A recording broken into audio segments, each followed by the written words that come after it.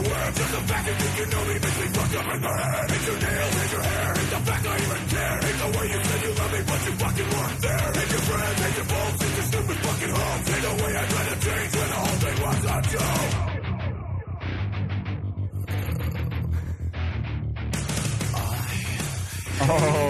we don't hate y'all. We love y'all because y'all are listening to episode 7. Only certain people. Of The Football Faction. Broadcasting live / recorded from my studio / spare bedroom live on Friday the 13th. Boo. January 2012. And or of course / we got a little treat for you today. We've got a couple of new segments today. You can look forward to some IDP action on the NCAA player highlight. In addition to that, we have Jack, the Republican guest in studio. Am I? I'm Republican? I don't think so. Or Jack the Ripper. Yeah, Jack the Ripper. Jack guest of Forget About It fame is in the studio. And we also have a few people from downrange / Greenville, Texas / Korea. Steve, Greenville, Texas, say hi. Hey. Thank you. Stover and Buck, say hi, guys. Hi, guys. How's it going? What's happening? With us, as always, we have the Dominator. Dom, how you doing, kid? What's up, guys? To his right, Jerry the Jer Bear Heron. Yeah, I was saying I was doing good, but I feel like the victim of prison rape today. Oh, no. Yeah. Insanity. Plyometrics right before playing a basketball game at night. Oh. I can barely walk today. To his right, we have Jack Gist. How's it going, Jack? I'm good. How's everybody? Everybody is good. And Theo Ludovisi. I'm so happy to be here. I cannot wait to do this. Me either. So, how about we get started with it? Woo! Did you need Okay. First of all, congratulations goes to Jerry the Jer Bear Heron for being 50% on his picks. In my career and weather, that's all you have to be is 50%. There you go. You know what? That's a good point. So, Jerry, hey, what insight did you have for picking Houston? You were the only one of us that picked Houston. I told you, home field advantage. First playoff game in Houston Texan history. They've had a few there for the Houston Oilers, but, hey, I think that was the difference, man. I mean, I didn't expect 31-10, but, hey, they pulled it out. It was nice. Pull it out. They pulled it out. I was the only one that picked the New York Giants. Unfortunately, that was my only good pick. We had Theopolis was 25% as well. He picked the New Orleans game. And then there was me. Dom's. If this was a GPA, Stover, what would Dom's GPA be? 0.0. That would be correct. Dom got no picks right, and by no picks that means 0. He got nothing right. I tanked my picks. During the MDP meeting, we discussed perhaps not having him on the show anymore. What's he really bringing to the show? But we're gonna give him another week of picks to see if he can redeem himself. So thank you. Yeah, no problem, buddy. Redemption. Gloriously unsuccessful. Fucking assholes. Has made a gross He didn't pick Denver? No, nobody picked Denver. Dude, no. Nobody in the world picked Denver. Although, I feel bad because I've been one of the biggest fans and didn't do it. Didn't believe. Why would you pick Denver? Well, nobody would. That's the point. Nobody had faith except God in the Messiah. So. 316, baby. 316. Yeah, real quick. Obviously, everybody knows that, but by this time, everybody knows. But pretty interesting that 316 yards, 31.6 average. Supposedly, the TV rating for the last quarter of the game was a 31.6. I don't think that was. And then finally, what does all that mean? What you know? What else? You know what it means? Nothing. It doesn't mean a goddamn thing. It means he is the modern day Jesus. You need to go to church, Tom. Fuck going to church. Reborn. And also, for those of y'all who don't know, Demaryius Thomas, he was born on Christmas Day.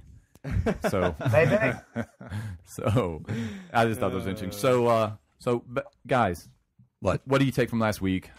Any surprises other than the Denver game? Not really. I was surprised at Atlanta's lack of production on offense. Two that points, was baby. ridiculous. I They look like the LSU Tigers. Yeah. Oh, speaking of LSU Tigers, Steve, how are you feeling today? Steve E-Step. Did his internet jack up again? No, he's not. No, I'm still here. Oh, hey! Hey. Oh, I thought when you mentioned LSU Tigers, everything quit. Yeah, no shit, right? No kidding.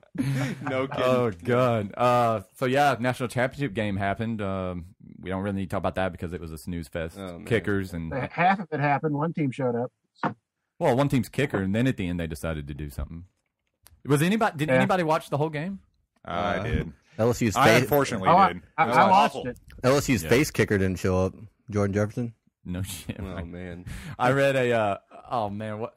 I forgot an awesome thing I read, so this ain't gonna make any sense. But there's a bunch of jokes about the LSU quarterback that are pretty hilarious. Hey, Steve, maybe you can provide some insight on this. I was looking at some WalterFootball.com rankings, and it has Jordan Jefferson as the 13th ranked quarterback coming out this year.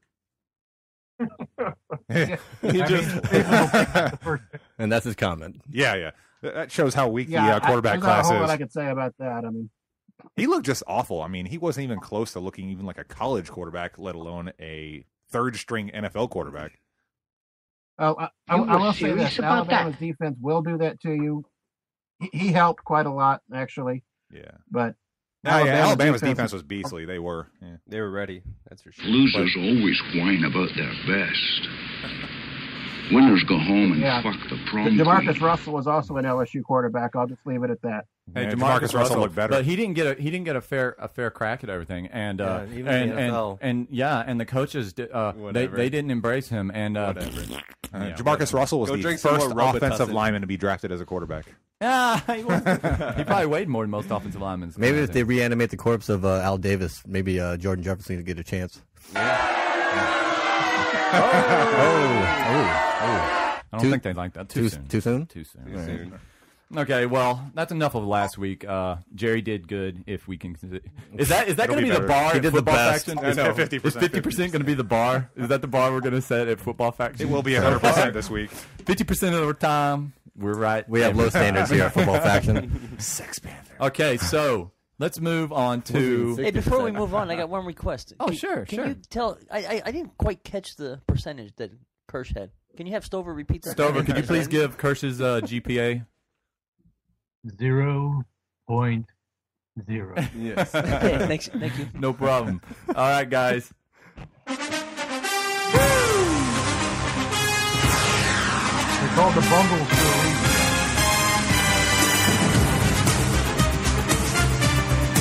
Playoff time, round 2, mother suckers. Let me ask you guys this. Does anybody else but me find Cletus the robot fucking annoying? No, you're not alone. No, you're not. I don't even get what the whole. I didn't even know how that idea came about. It's like, trying to represent some toughness or whatever, and it just doesn't work. but for he's a me. robot. He's invincible. I don't know. RoboCop was good. And now he's he's invincible. that fucking shield with the Fox logo on it. I think we can all agree He that. has his own action figure too. Does he seriously? Yeah. How come we get to be against? Well, like one Justin of those- Bieber has his own action figure, so that's not saying much. Oh, I have Justin Bieber's action figure. Let The me just say, blow-up it action kicks ass. With the kung fu Hey, penis gentlemen, grip. may I interject here? What is Cletus the robot? I'm kind of out of the loop over here.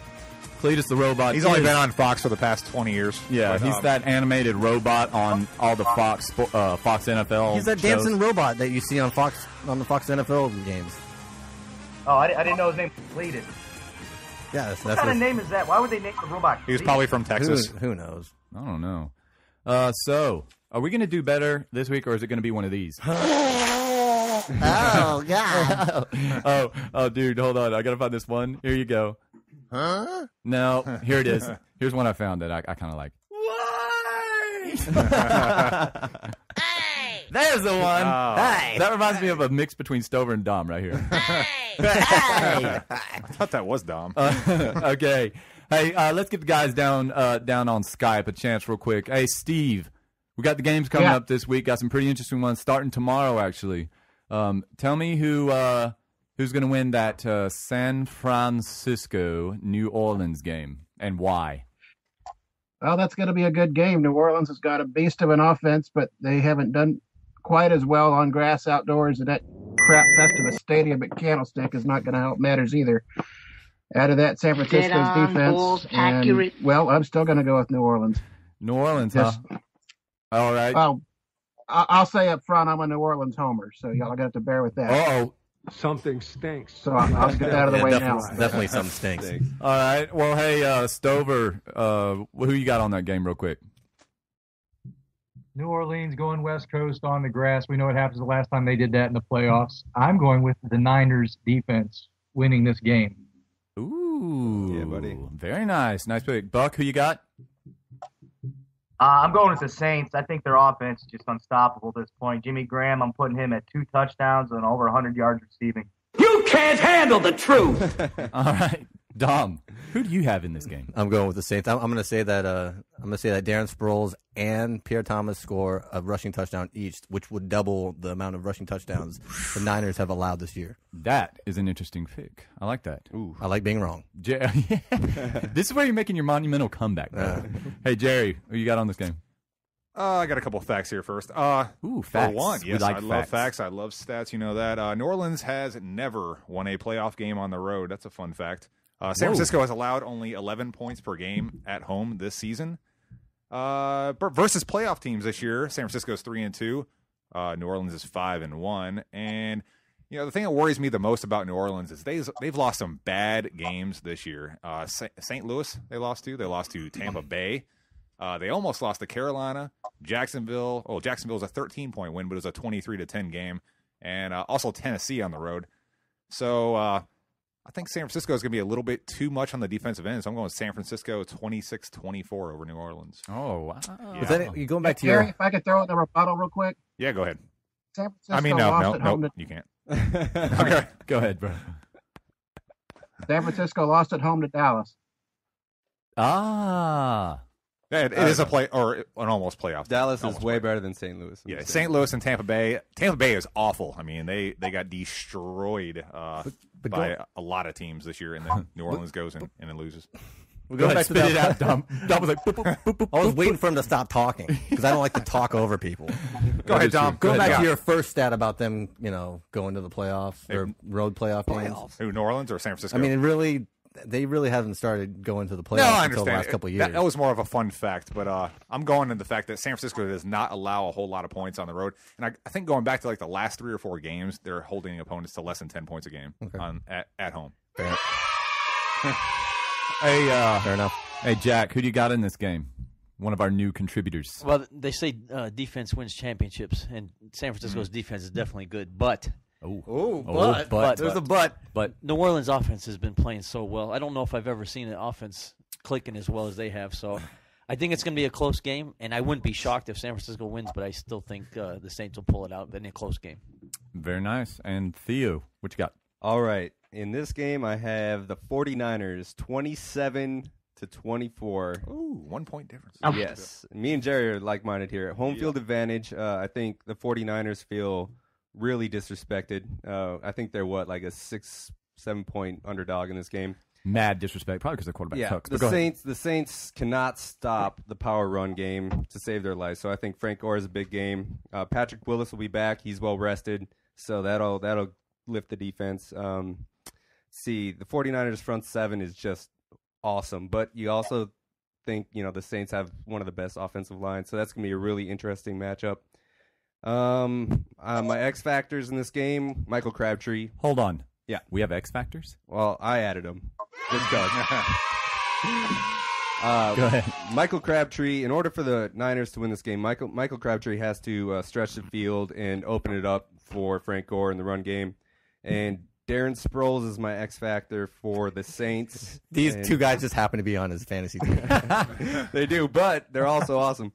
Darren Sproles is Mr. X Factor. He brings so much to the game in the returns, catching balls out of the backfield, also rushing. So if Sproles has a big game, then the Saints win. But I just really think that the Niners at home are gonna pull this out. So dead on, balls accurate.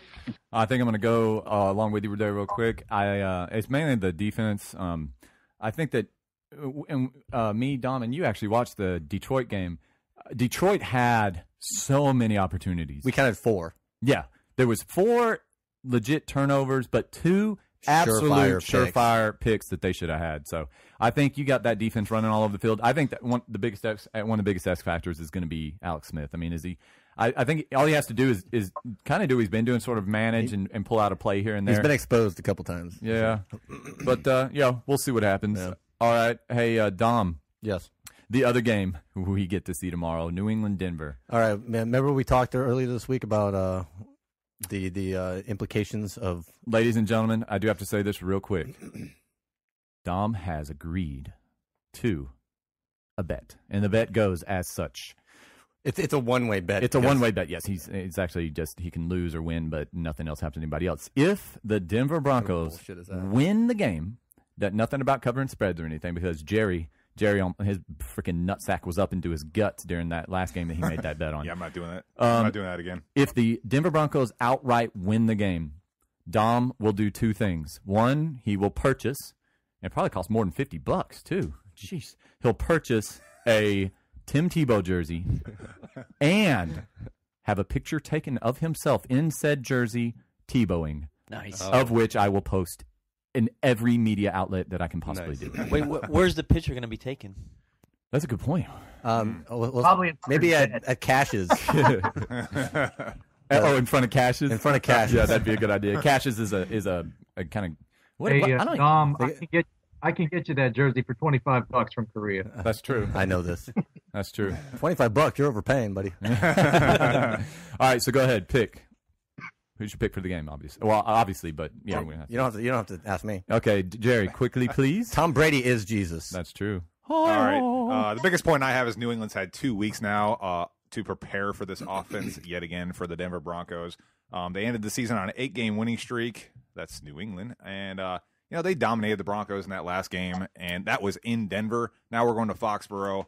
We're going to see 8 degrees of temperatures in that game, -5 wind chill. No other factors in that game that's going to... Did you do a weather forecast for that? No, I did. That's the bonus of this show. You have weather forecasters that can break down the game even further. Yes. So I got New England beating them by a wider margin, 38-17. 38-17. Yes. I like it. Yes. All right, Jack, who you got? Damn. I like Mr. 50%'s pick. Well, I can tell you this, that I'll be probably the happiest guy here if the Broncos win the game. Me too, man. Just because I just like I like the Tebow story, but they already lost to them 41-23, I think, in the previous game. That is correct. It was an 18-point spread on that game. It's in and that was at home, and of course they lost at home. Like Jerry's heartbeat was like. Is it still 13.5? Is that still the line? They're in New England, like you said. So I really don't think there's much chance that the Broncos. That's what it was yesterday. I think the Patriots would have to have a complete collapse for the Broncos to win, but. On offense, they have to. Yeah, I mean, they already collapse on defense all the time. I'm rooting for Denver, but I'm gonna have to pick New England. Okay, Theo, who you got? All right, I have the Pats 28-24. I think it's going to be a little closer than what everyone's thinking. And here's why. Okay, the last time they met, the final score really wasn't indicative of what happened. Like the first half, the Patriots got pummeled on the ground. I think over 200, 148 yards. I believe, yeah, I mean it was only until they started turning the ball over and then they had to play catch up. Or one guy, the Broncos started turning the ball over. One guy they had to play catch up. So if they can keep the turnovers down, I think they have a chance in this game. The loss of Decker really hurts because now they can double he's a great Thomas. Blocker too. Now they can double Thomas on the other side, but I mean the Pats on defense, they're horrible. So you got to think that the Broncos have a chance as long as they can not turn the ball over and control the clock, run the ball. Well, I mean, Kyle Arrington does he's close to the league in interceptions. Well, I don't know. I think last time they doubled Gronkowski, which let Hernandez go off. So I think this time they need to put and Josh McDaniels playing, or he's coaching this week, right? Mm-hmm. Well, he'll be there. I don't know if he's actually coaching, but he's kind of gonna be there. So what was your score again, Theo? 28-24. I think they need to put Bailey on Hernandez, man up, and play zone underneath and try to slow him down. But X factors, Von Miller is back from injury, and so he if he can get pressure on Tom Brady, that could disrupt their quick strike offense. And for the Patriots, Stephen Ridley, if they can actually run the ball, then I think the Pats got this. So I want to know what the children think of the new, more analytical Theo Ludovisi. I'm liking this. Children are never sad. All kinds of shit. What was that, Jerry? So children are never sad. They aren't. They aren't. Unless Jerry Sandusky's around. Oh. Stover, who's your pick on this game, please? You stunned me with that Sandusky. Listen. Listening. I'm still mourning. I'm still angry. I'm still a lot of things. And Stover is a Pittsburgh fan, ladies and gentlemen, just in case you didn't know. No way. No. You don't hear the children. Here's how I see it, man. The Steelers let Tebow do the only thing he kind of can do, which is throw deep. And Belichick won't let that happen. And the only, I swear to God, the Demaryius Thomas pass was totally deep. That's a good point. Yeah, it was not deep. It was a. Dumb shit. That's what I'm just saying. You said. Go ahead. Okay. I'm sorry, I can't see your bearded face, you ugly prick. Go ahead. I don't think it's going to happen for Denver this week. Look at this. Everything happened right for the Broncos last week. Everything. And they still barely won. I think New England's going to kill them. I think the only thing that Denver's going to do on offense is nail a couple 70-yard field goals. That's it. I'm saying New England 35, Denver 6. Oh, my gosh. 35-6. Buck, who you got on the game, and give me a score. I pretty much agree with everything that Jack said. You know, I love the whole Tebow story and everything. It's going to be too much. New England is just too smart of a team. Belichick's too good of a coach. I don't even see this game being close at all. I see, if I had put a value on it, I'd say 32-14 max. Tebow's going to get shut down, plain and simple. Steve, who you got, bud? Well, I am also going to go with New England. I'm going to say 31-17. Denver's defense is going to pick off a Brady pass and get a touchdown to make it look somewhat respectable. But just in that cold and that wind in New England at home, no, New England's going to take this one. Okay. Excuse me. Can I make a point? Sure. Go ahead. Can I make a real quick point? Yeah. Denver, Colorado is a cold and windy place. Thank you. I don't think what is into this at all. Can we?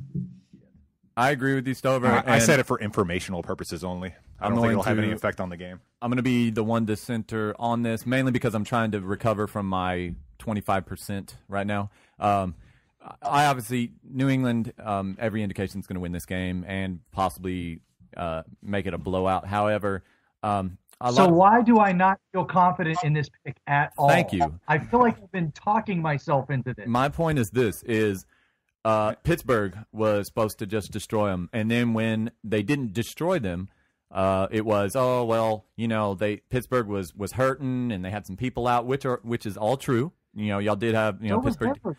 But my point is this I'm not talking about divine intervention or any of this crap. I just think all those Denver players they just believe that they can win. We're not talking about it, but we're all thinking it. Yes. I have a feeling Denver is going to somehow pull out this game, and I think it is going to be a field goal by old Prater. It's not Denver, so it's New York.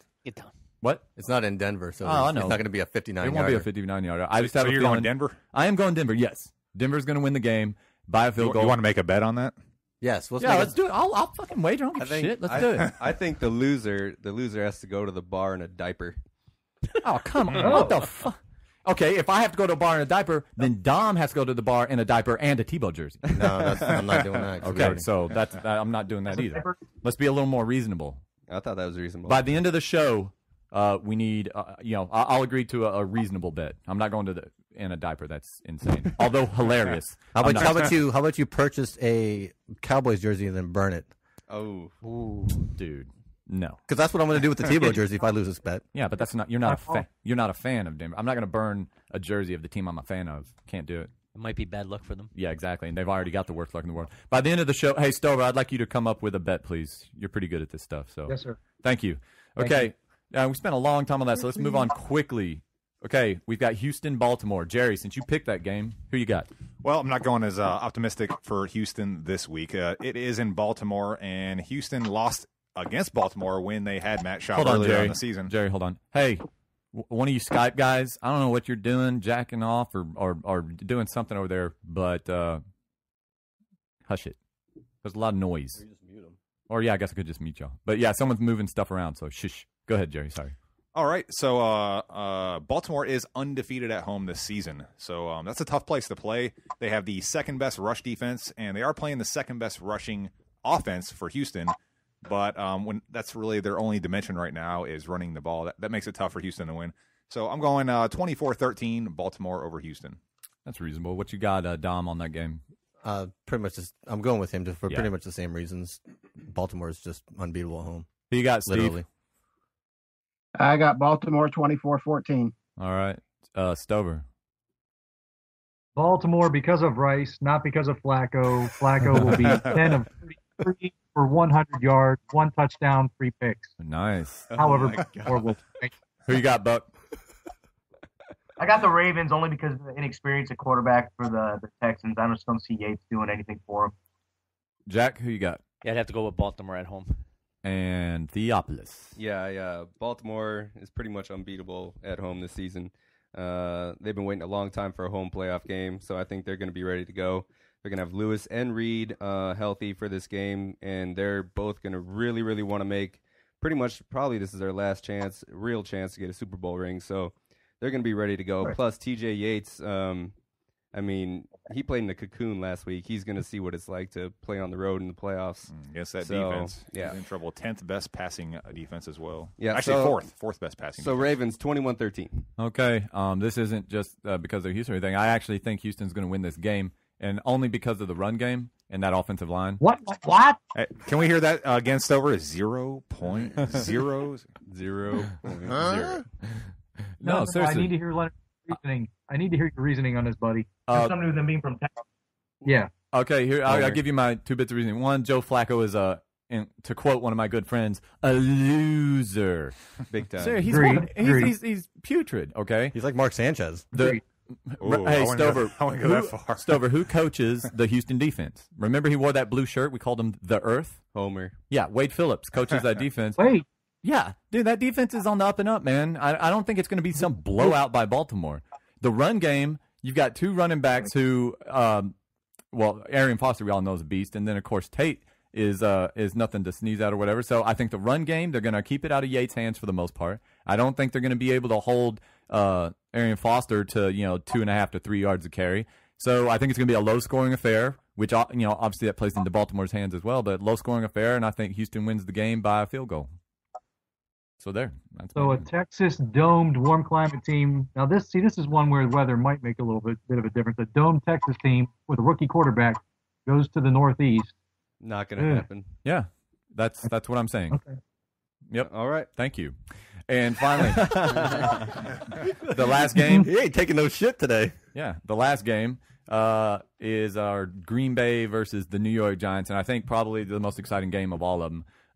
Randy Moss had something to say about this.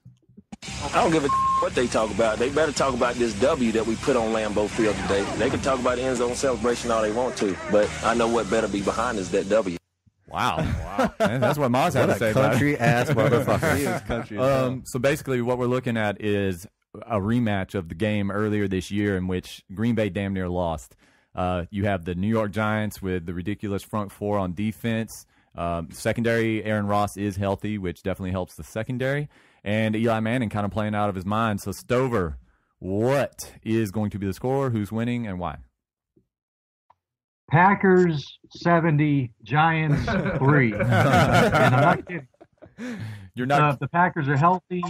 The Packers are healthy. Let's leave the Packers at that. They were 15-1 for crying out loud. They were one shit the bed game away from being undefeated. Eli and the Giants played again as good a game as they could have last week, which means we're due for our follow-up Eli looking horrible game. It's not going to be close. Point. The Packers are going to beat their ass. All right, Dom, who you got? I think it's going to be the kind of the same as the last matchup, except like his 70-point score. I think that's viable, huh? 70-69. 70-69. Nice. Right. Christine Gist, who you got? Just pick the first team that comes to your mind. Yeah. I'm definitely not going to go with Dom. She's going Giants then. I'm going to go with Mr. 50%. Okay. Yeah. Jerry, who do you got then, sir? All No, right, remember, well- you're not only picking for yourself. Smart lady. Hey, the last game was in New York. This game is going to be in Lambeau Field. Yes. The frozen tundra. Yeah, and the conditions aren't going to be a factor in this game. The temperature. I heard some weather report leading up to the game saying they're weather going to nerds. be. Yeah, it's going to be a factor. But doing my forecast, my weather forecast, I see temperatures in the 20s. No precipitation. No. I mean, snow. they're both used to temperatures. They are. Yeah, and that's another point I was going to make as well. So Packers got Jennings back. That's going to help a lot. And Green Bay actually wins by an average of 19 points a game at Lambeau Field this season. Oh, wow. So, yeah, I got Packers 34-24. All right. Jack, who you got? Well, you know what? I think the Packers probably will win the game, but I'm not going to go with them. I'm actually going to go with the Giants. And I just like the way they've been playing recently. And to me, the team that's going to beat the Packers is the team that can stick with them offensively, but yet at least slow them down a little bit. And I think the Giants' defense is playing well enough to do that. That was a nice pick there, Cowboys fan. In a close one, I'm going to go. Yeah, I am a Cowboys fan, and I really don't want the Giants to win this game. But I'm going to go with them in an upset. Wow. Giants in an upset. The one pick so far. Theo, are you going to join suit? I am not. I hate the Packers, but I also hate the Giants. So in this game, I just kind of went with what I thought, and I think the Packers at home win 35-31. I mean, the Giants' D-line is finally healthy, and when they're at 100%, they can be probably the most dominant in football. But and the offensive line for the Packers is banged up as hell, so that could make it. That's why I think it's going to be close. But Aaron Rodgers is playing the best ball of anybody. And the Giants' secondary is horrible, so I think he's going to expose them for big plays. Greg Jennings is back across from the beast Jordy Nelson. So I love me some Jordy Nelson, for the record. yeah, it's gonna be they're gonna light him up. Woodson is also going to help out in the run game because the Giants, they've been running the ball better, but I think they're going to drop him down to shut that up. So yeah, I got the Packers 35-31. All right, Steve Estep, what is your pick? Last week, the New York Giants gave up 2 points to Atlanta. This week, they're going to give up 52. Ooh, loaded. So obviously a Green Bay The pick there. Packers, remember how close the game was last time. They're going to be ready. They're going to make adjustments. And I'm probably going to be the only one that points out the emotional aspect of it. They're going to be playing for their coordinator. We all saw what happened this week to him. They're going to be coming out emotional, fired up for him. They're going to win at 52 to, I'm going to say 21. Dead on, balls accurate. Yeah, I think I'm going to go with you as well. I don't think it's going to be as big of a disparity. I'm kind of on the line with Dom there. High scoring and all that, sure, but I think I think the Giants going to keep it a little closer. Probably win by a touchdown, something along those lines. Did I miss anybody? Buck, did you give yours? No, I did not. Well, please. I'm going to agree with Jack once more. I'm also going for the upset.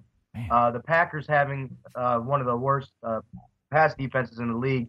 I think that Eli Manning's going to be throwing all over him. And I look at Victor Cruz to go over 200 yards pass receiving.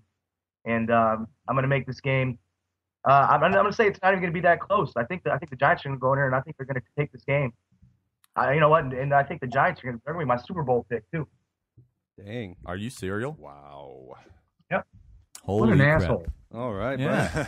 Well, that is the picks for the upcoming week's games. I think there's maybe some of us can improve. Dom can go nowhere but up.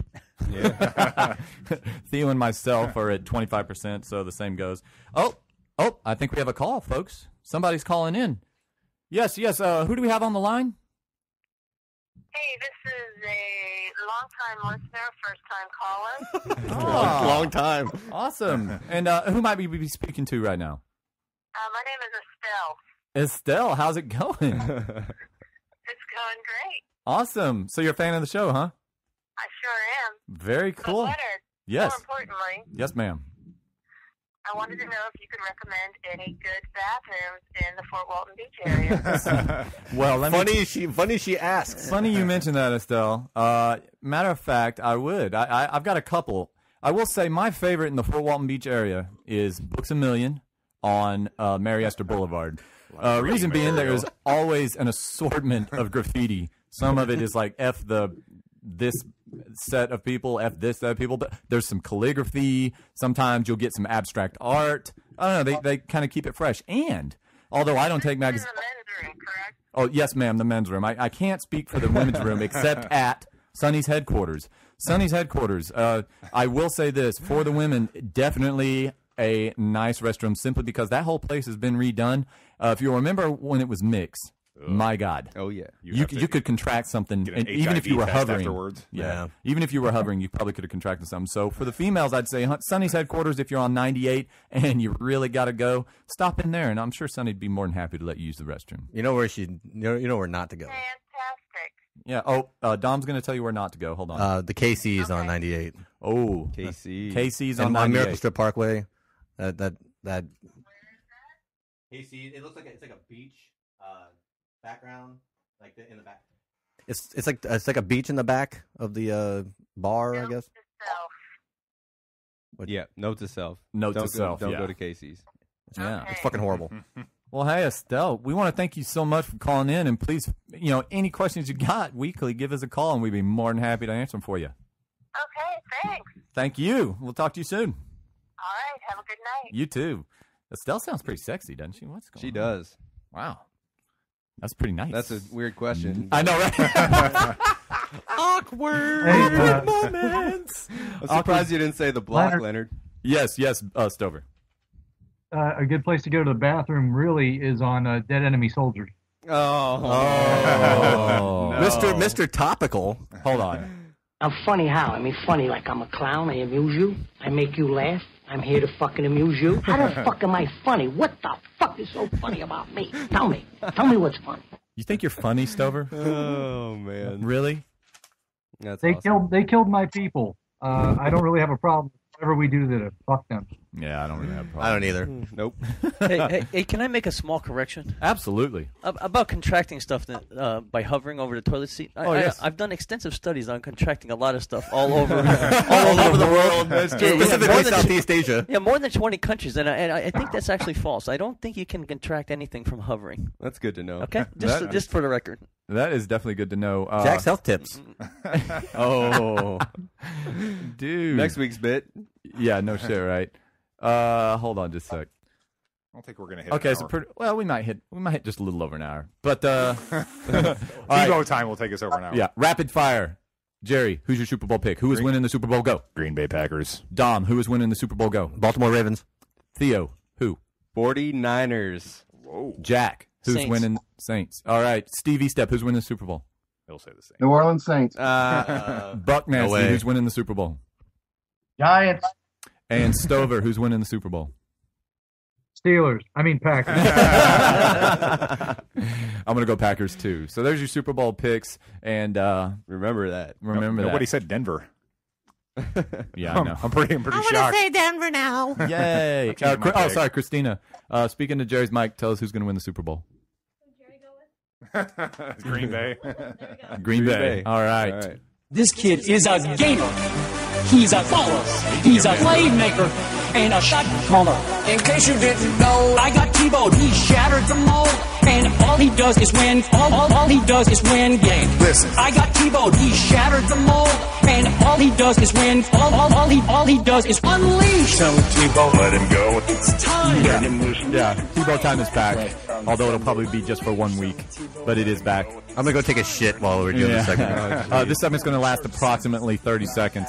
We just want to give Tim Tebow props, and everybody except Dom. Not we. Yes, we at Football Faction. No, we don't. Are giving Tim Tebow props. I like to give Demarius Thomas props. Yeah, Demaryius Thomas, the whole Denver Broncos organization. Demarius Thomas.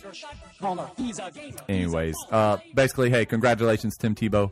Keep shutting up the haters, and like Dom, and hopefully he'll be wearing your jersey. Oh my God, he's calling me a hater. I'm so offended. Hopefully he'll be wearing your jersey. Hey, tell me two guys uglier than John Elway, by the way. Heath What? Buchanan. Heath Buchanan, and- for sure. What do you? And two people uglier than John Elway. Oh, I thought you said. Oh, I thought you was gonna say Broncos. I was gonna say Shannon Sharp because that dude looks like a Bronco. Steve Buscemi. Steve Buscemi is an ugly roach-looking bastard. yeah. isn't he? Whatever, He's man. awful. I You do love not Steve talk Buscemi. about I love him as an Sounds actor. worse. He's an ugly dude. Okay. What'd you say? Shannon Sharp is a photo negative of John Elway. Oh. Ouch. Uh-oh. We also have something pretty horrible right now. we have a fan text.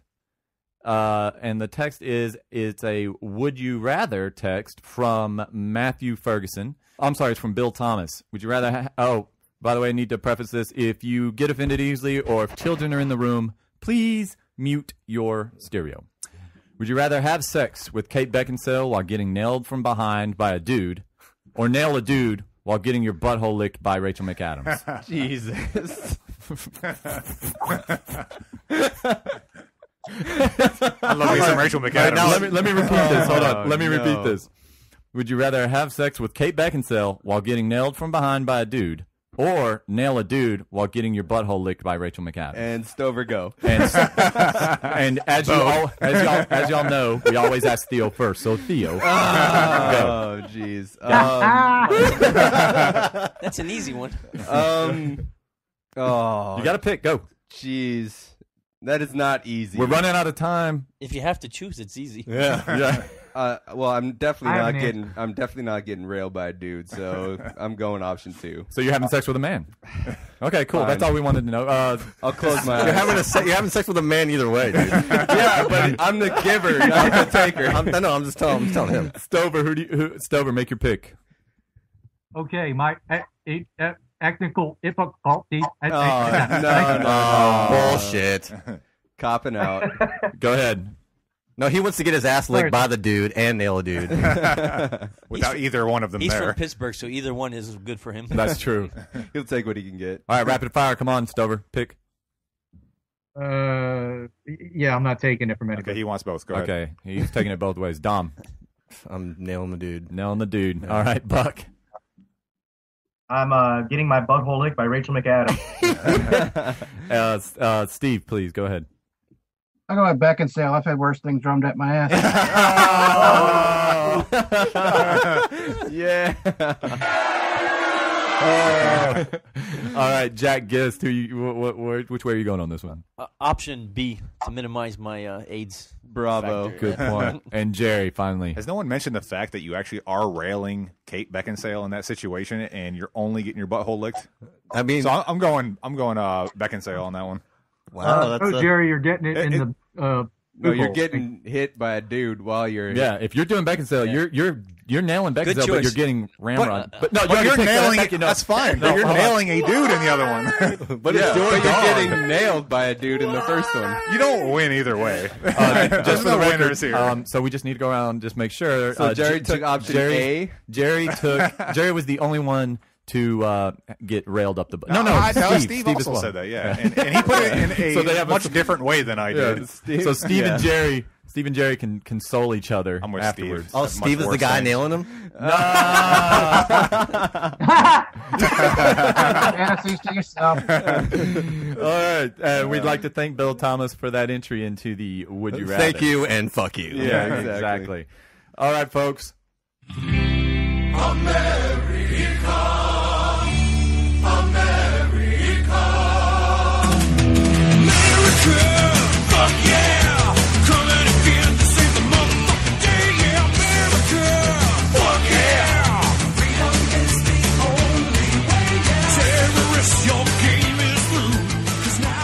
Everybody is in for a treat. We have Jack Gist with the Forget About It bit. Go ahead, Jack. What do you got this week for us? Okay, well, it's been a couple weeks since I've done this, so I'll get back on track here. Politics, of course. During the past 12 months, politicians argued, debated, and lamented. And for Leonard, I always have to do a definition so he understands this. Lamented, mourned, or grieved for, as in the imprint of our wise and lamented friend. I don't even know what that means, but that's the definition. Does that even make sense? I think so, yeah, sure. Hey, I didn't write that part anyway. Forget about it. Anyway, this is all about how to rein in the federal government's out-of-control spending. All the while, Washington was on a shopping binge, spending money we did not have on things we absolutely don't need. And this is by Congressman Coburn. I think he's from Oklahoma. He said that in a prepared statement. Said also, instead of cutting wasteful spending, nearly $2.5 billion was added each day in 2011 to our national debt. Can you imagine that? $2.5 billion every day of the year added to the I national don't think debt. people even realize how much money that is. Yeah, there's a ticker on the internet. Sure. But now it exceeds $15 trillion. God. By the way, Obama is about to or has just asked for an additional $1 trillion in the debt limit. So Congress should send him a letter, and I drafted it for them. I'm going to send it to them tonight. Great. Good. It's pretty short. It won't take long. It says, "Dear President Obama." Forget about it. The Congress. Nice. Also, in this book that Coburn put out, there's 100 projects in the book that he talked about. So I'm just going to go through them here pretty quick. $30 million to help Pakistani mango farmers.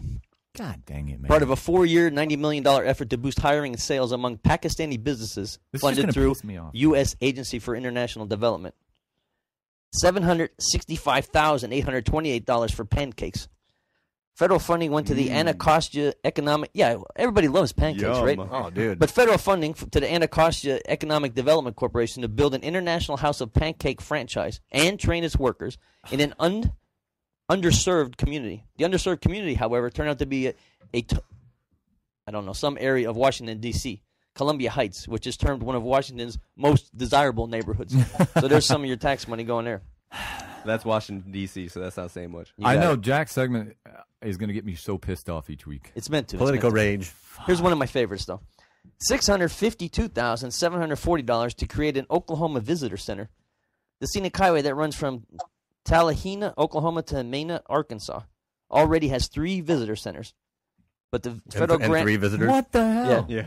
But the federal grant wouldn't create a 4th one. The abandoned rock house that the government proposes to turn into a new visitor center will cost more than 14 times the median value of a home in that area. Jeez. That would be bad enough, but the Tallahassee Drive area is in good shape, while the rest of eastern Oklahoma's roads could use some serious attention. The area ranks 8th in the nation for its number of structurally deficient bridges.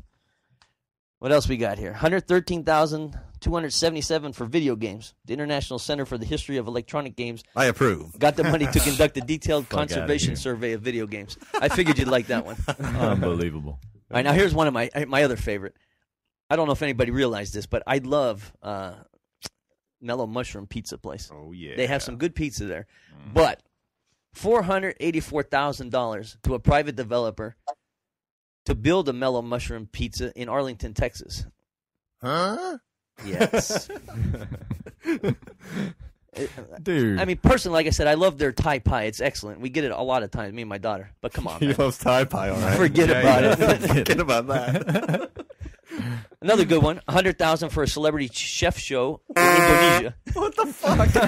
The Washington State Fruit Commission. Why is there a state fruit commission? Is that necessary? I don't know. The state fruit commission. But they asked for a grant to help promote their fruit guys. and cooking recipes in an emerging market. Can you spell boondoggle? Dude. No. Boondoggle. All right, another good one. $10 million for Pakistani Sesame Street. What the F and F? What? That's bullshit. What the hell? I kind of want to see that. That's Americanizing the rest of the world. That's That's what that crazy. is. See? Well, Spreading democracy. We must have a close and trusting Sesame relationship with this country that somehow managed to miss the fact that Osama bin Laden was living within spitting distance of a Pakistani military base for years. Oh, yeah. Because after funding the Pakistani mango growers, the government felt it needed to spend some time and money remaking Big Bird and other Sesame Street characters into a show called Zim Sim Humara for the Pakistani market. I always hated Sesame Street anyway. Forget about Big Bird. Yeah, Mr. Cooper was a faggot. $550,000 for Rockin' the Kremlin, a documentary on how rock and roll contributed to the end of the Cold War. Cold War. You got to be shitting me, right? Yeah. Jeez. All right, last one on this. Now, another one. I'm on the surface, I might not disagree with this one because it's for Vietnamese villages. And, I've spread a lot of cheer and joy through some of those. Some would call it that. But $702,558 to bring television to Vietnamese villages. No, That just ruined it. It wasn't just for sitcoms. Researchers at Pennsylvania State University, which, of course, I love that because I'm from Pennsylvania. Yeah, that's where NAMBLA's at. Wanted to, oh, my gosh. North American Man-Boy Love Association. But they wanted to know how television affects family formation and reproductive health. So where better to study the problem than 14 remote Vietnamese villages where the government paid. Now get this. They paid to bring the televisions and gas generators there because, of course, these villages don't have electric power. Forget about it. God. Yeah. I've done more for Asia than almost anybody in the world, for God's sake. I have been for one-man Asian stimulus package. We don't need to send another $702,000. He's given several stimulus packages Okay. Southeast Asia. On to some positive news. All right. I'll get to Is Ron there- Paul is in a there second. any? Yes, there is. I'll get to Ron Paul in a second. But the good story today I saw. Rand Paul, I don't know if anybody saw this. Anybody read the story? I think I saw it on Facebook, actually. Someone He gave posted it. back $500,000 of his office budget. That's taxpayer money. He Who gave would- it back to the U.S. Treasury. There was only one other political person that would do such a thing. His dad? Exactly. Yeah, he does. He learned well from his dad. Yeah, he does, man. There's no other politician returning funds. Are you freaking kidding me? Hell no. It's ridiculous. Okay, just some local stuff about Ron Paul. Oh, yeah. I'd like to mention a couple of things going on. Saturday, which is tomorrow, they have the South Carolina Money Bomb. So just go to his website if you want to donate or if you're interested in him. RonPaul2012.com. That's exactly right. Yeah, buddy. Why? So he can return it? What was that? He said why, so he can return it? Yes. Good idea. There's a campaign meeting at 705 Anchor Street, Northwest Fort Walton Beach, Florida. And that's also tomorrow, I believe. The Panhandle Patriots meeting on Okaloosa Island at the Elks Lodge over the Brooks Bridge, about a half mile down on the left. And there's going to be a special guest speaker down there. I think that's Sammy's. Oh, that'd be awesome. It's in that area. It's in that area. You can actually make a night of it, I guess. You go to that and then stop at Sammy's. Spread some Ron Paul cheer at Sammy's. But he has a pretty good background. This guy. His name is Alex Snideker, and he's a executive director, Save America Foundation. He's a U.S. Marine veteran, public speaker, activist, founding partner of the 1787 Network, and a couple other things. Yeah. And early voting for the presidential preference primary election in Florida is January 21 to 28. So make sure you get out and do that. Get out there, folks. Vote or die, mother. I love that episode. That's the greatest episode. Okay, so the first one I did a Dr. Phil letter, so I went and tried to find another one. I sent the picture to you. I don't know if you could bring the picture up or if you saw it. If they're watching it on YouTube, I'll They'll put be it able to here. Cool. All right, the letter, Dear Dr. Phil, when I retired, I could hardly wait to spend time enjoying my favorite pastime, bass fishing. I got my own little fishing boat and tried to get my wife to join me, but she just never liked fishing. Finally, one day at the bait and tackle shop, I got to talking to Sam, the shop owner, who it turned out loves bass fishing as much as I do. We quickly became fishing buddies. As I said, the wife doesn't care about fishing. She not only refuses to join us, she always complains that I spend too much time fishing. A few weeks ago, Sam and I had the best fishing trip ever. Not only did I catch the most beautiful bass you've ever seen, only a few minutes later, Sam must have caught his twin brother. So I took a picture of Sam holding up the two nice bass that we caught and showed the picture to the wife, hoping that maybe she'd get interested. Instead, she says she doesn't want me to go fishing at all anymore, and she wants me to sell the boat. I think she just doesn't like to see me enjoying myself. What would you do? Tell the wife to forget it and continue my hobby, or quit fishing and sell the boat as she insists? Thanks. P.S. Encloses a picture of Sam with the two bass we caught. And for those folks looking at the picture, of course, I've seen it. It's a woman with large breasts holding two they're very bass out large. there. That's Sam. And they're in charge. So, nice. Hey, just want to close by saying, kids love big tits. They do. You know it. You know it. I just wanted to say, kind of a hello to Buck and Stover out there in Korea. Serious note. Miss you guys a little bit. Hope everything's going well for you out there. And, you know, it was good having you here. Well, not really. Forget about it.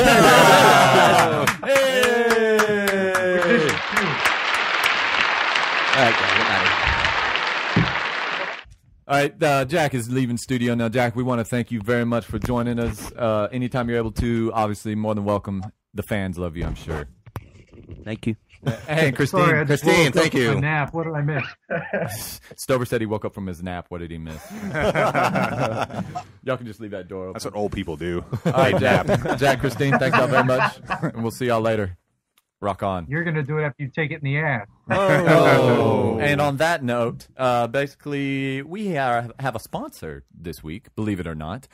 You can you can see him on our website, Hometown Outcasts. Pretty impressive dude, Chad Miller and his wife Nez. They do some pretty cool things, and they will be supporting us on their podcast. And we're reciprocating, and they actually have a commercial here. They're here. Fear not, Caroline. The Hometown Outcasts are here to help you figure out your poltergeist dilemmas. Chad Miller and his wife Nez have been creeping out the North Texas Straits since 2004 with their website, hometownoutcasts.com. Chad and Nez, along with their team at Paranormal Research and Investigations in North Texas, conduct paranormal investigations all across the state without the constraints of having a network to please with fake scares.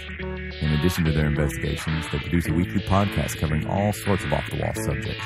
Also, if you're in the mood for an incredible read, Chad is a published author with his book, A Taste of Home, currently available on Amazon.com.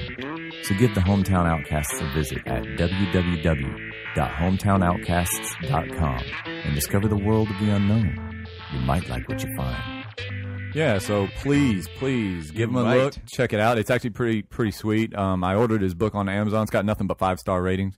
So give it a look. Thanks, Ho. Yeah. Hey, so we're doing real good on time, guys. We're a quarter of the way through our show, and we're at 55 minutes. Oh, my God. Yay. So...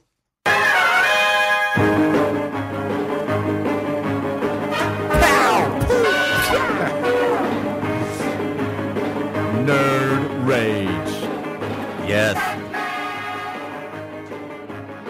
And if anybody knows that theme song, it is the infamous Batman original TV series from the 60s. I'm going to be doing Batman Arkham City. It is developed by Rocksteady Studios and released in October by Warner Brothers Interactive Entertainment. It is available for the PlayStation 3, Xbox 360, and PC. Sweet. Yeah, the game follows the main storyline around Batman's imprisonment in Arkham City, 1 year after the events of the previous game, Arkham Asylum. He must now stop the mishaps occurring around the chaotic enclosure caused by the Gotham's most notorious supercriminals. This game is an open-world action video game. It's kind of like Assassin's Creed, the one I did a couple weeks ago, where you're just running around doing missions, and it's kind of like a free play kind of thing. Very cool. Yes. In addition to doing primary missions, the game also introduces secondary missions featuring a number of key characters to the stories, like the Joker, who is voiced by Mark Hamill, Commissioner Gordon, Riddler, and among others. There are other playable. Mark Hamill. Mark Hamill. Yes. Mark Hamill. Mark. Nice. Not the figure skater. Yeah. The other playable characters on the game include Nightwing, Robin, and Catwoman. The cool thing about this game, other than the stunning graphics, is the improved free-flow combat system, allowing for multiple and simultaneous counter moves. Now, if you're watching this on YouTube, I'm going to put up some gameplay, actual clips. Because Dom's kind of a big deal on YouTube right now. Yes, and so you can actually see see what I'm talking about here. And slow motion camera action during powerful multi-strike beatdowns. And if you're, there's also downloadable content that is also includes features like the additional maps and skins. There's also the official map app downloadable on the iTunes Store, which also shows locations in-game and in-game collectibles and solutions to Riddler's riddles, because there's Riddler's riddles in the game. That's a tongue twister. Yeah. It received universal acclaim by all major game reviewers. The official PlayStation magazine scored it a perfect 10, stating the game was, quote, is not only the best superhero game ever made, it's one of the best games ever made. What magazine was that? The official PlayStation magazine. Oh, wow. The game sold 4.6 million copies in the first week alone, making it one of the best-selling titles in 2011. Now, our own Theopolis has played this game. I have. As he played the game I reviewed last week. What do you think about the game? I really enjoyed it. Most times when I play games where it takes that long, I lose interest. But actually, I played it all the way through, and I enjoyed it a lot. I actually played the first one too, and I thought this one actually improved upon that one quite a bit. So I liked it, like you said, the free play where you could just go and do whatever you wanted. And yeah, I really, really liked it. All right. I played it as well. It was really yes, right. Yes, I did. But the only thing that can make that game better would be adding Superman as downloadable content. I mean, that'd be awesome. Yeah, wouldn't that be great? That would be epic as balls. That game was awesome. And it's got a lot of content on there, so I think they calculated as like 25 plus hours of actual gameplay. So I mean, it'll take a while for you to actually It'll take you a long time to beat it. Good Lord. So obviously we got the rating from the pundits. What's your rating? I'm sorry. I played Arkham Asylum. I mean, it's a vast improvement, but I still I give it a 4.5 out of 5. All right, 4.5 out of 5. That's pretty much one of the better games you reviewed. Oh my goodness, I do believe we have another caller. Let's see if we can get him a caller. Who is this? Hello. Hey, how's it going? Who do we got?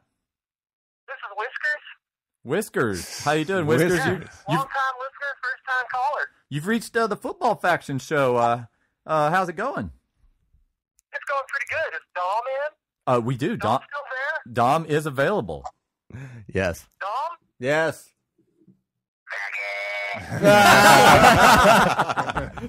And then he hangs up.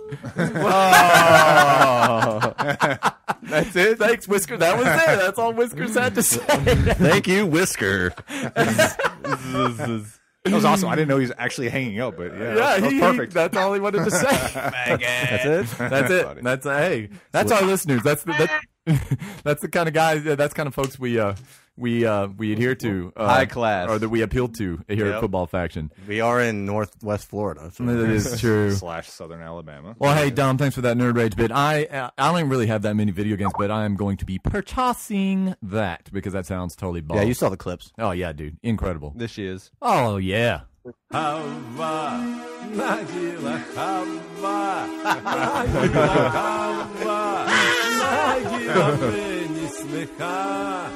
Hey, real quick, Leonard, did you say that?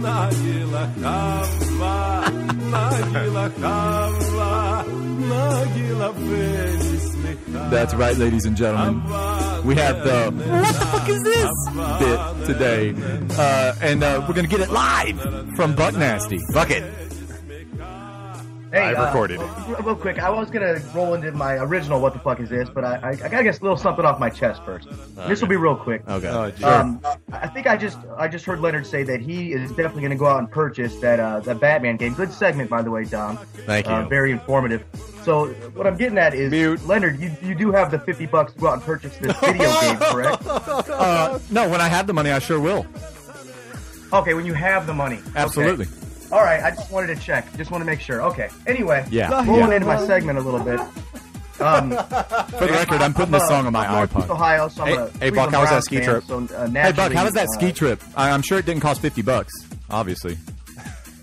It actually did. Yeah, go ahead.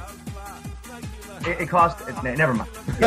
Anyway. Okay, go ahead. Being from Northeast Ohio, Cleveland Browns fan, I hate the Pittsburgh Steelers down to the core. So I was rooting against them last weekend, and and I mentioned before, I'm a fan of the whole Tebow story. So, I was really rooting for the Broncos. I just couldn't see them pulling it off. Just like I really don't see them pulling it off this weekend. Anyway, in true Steeler fashion, most of the fans that I work with, they were walking around that whole game talking about how the Steelers were going to blow it. They've been playing like shit. And I was like, guys, just wait. This always happens. You guys will figure out a way to come back in the third or fourth quarter. And they did. They started working their way back. But anyway, Tebow Magic pulled off, and they ended up winning in overtime. Thanks for going over the game, what which I'm we already getting went at over. here is Yeah, go ahead. The post-game press conference. That stupid little Putz hat that Ben Roethlisberger was wearing. I didn't see it. What was he wearing? Did you really not see it? I didn't see it. What Like was he a wearing? bowler hat. Buck, Dom didn't see it. Please describe what Roethlisberger's wearing. You know how Leonard goes out sometimes looking like a true asshole wearing that flat cap? Right. Ben Roethlisberger, with that stupid rapist grin he's got on his face, wearing this flat cap during the post-game presser. Was it like a First bowler off, hat? If I'm a Steelers fan, I want to see him go up there and show emotion. I don't want to see him dress up like some half a fag wearing a stupid hat. I want to see this guy go up there and force some emotion in the press conference. Anyway, He looked this like guy he goes was. up there wearing a stupid hat. He's got more important things to worry about. So Ben, what the fuck is this? Take off the stupid hat and get out there. Come on. That's all I got, fellas. Thanks, Buck Nasty. And I couldn't agree with you more on that hat. And I don't know whether Ben has an inordinately large head or if the hat was really small. But it was the it was the most ridiculous I think thing it's I've like ever the seen. both. It's like one and the same. I'm gonna look it up and actually put it on the YouTube. No, seriously, Yeah, huge, dude, it huge was head, bad. small hat. He looked like a It looked like Dick Tracy It reject. looked like he stole one of Billy's hats. Hey, Steve, you still with us, buddy? Yeah. What did you think of that hat? I know you've got a fedora, so I want to know from your perspective what did you think of Ben Roethlisberger's choice of hat? To be honest, I didn't see it. I'd kind of skipped ahead of the other game. So, So he I might have loved to it. go with y'all's opinion on that. Well, Thanks, Steve. Thanks. yeah. Treasure trove. Actually, of real knowledge. quick, Dom, if you get a chance, put up like a side-by-side shot of Arian Foster versus Ben Roethlisberger. Ooh, they do both. They wear both the had fedora. similar outfits on. I know ESPN did a segment on it, on who dressed better. Yeah, so you might want to take a look at that as well. I'll do that. Well, in rebuttal to a lot of your Steelers hate, Made of steel, the Super Steelers, the Pittsburgh Real.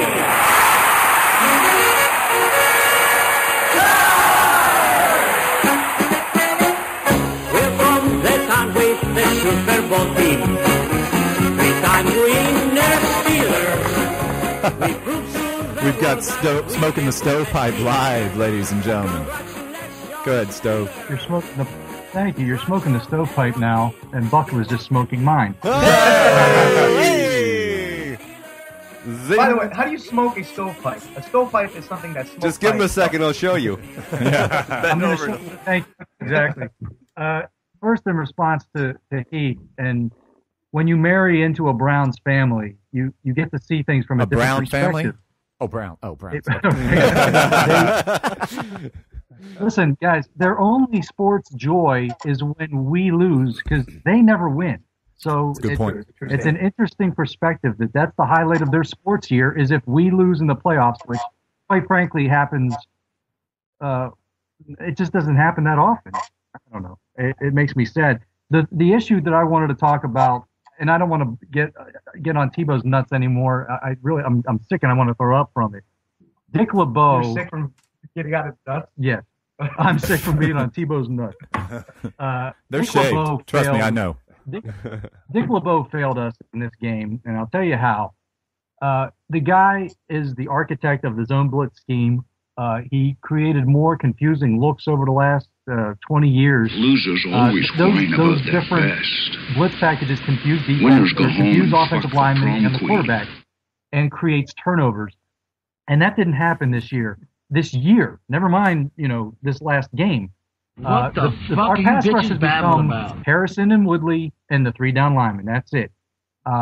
That's not confusing. That's not hard to defend. And it translated this year into not a lot of turnovers, not a lot of sacks. Go look at the numbers.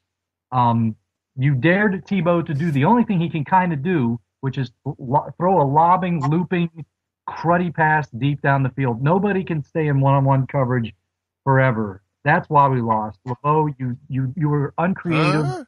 You were it was an uninspired defensive performance, and it makes me sad because Ike Taylor was a shutdown corner this year. He played his Dead ass on, off Bulls, this year. accurate. No receiver had 100 yards receiving until Demaryius Thomas more than doubled that.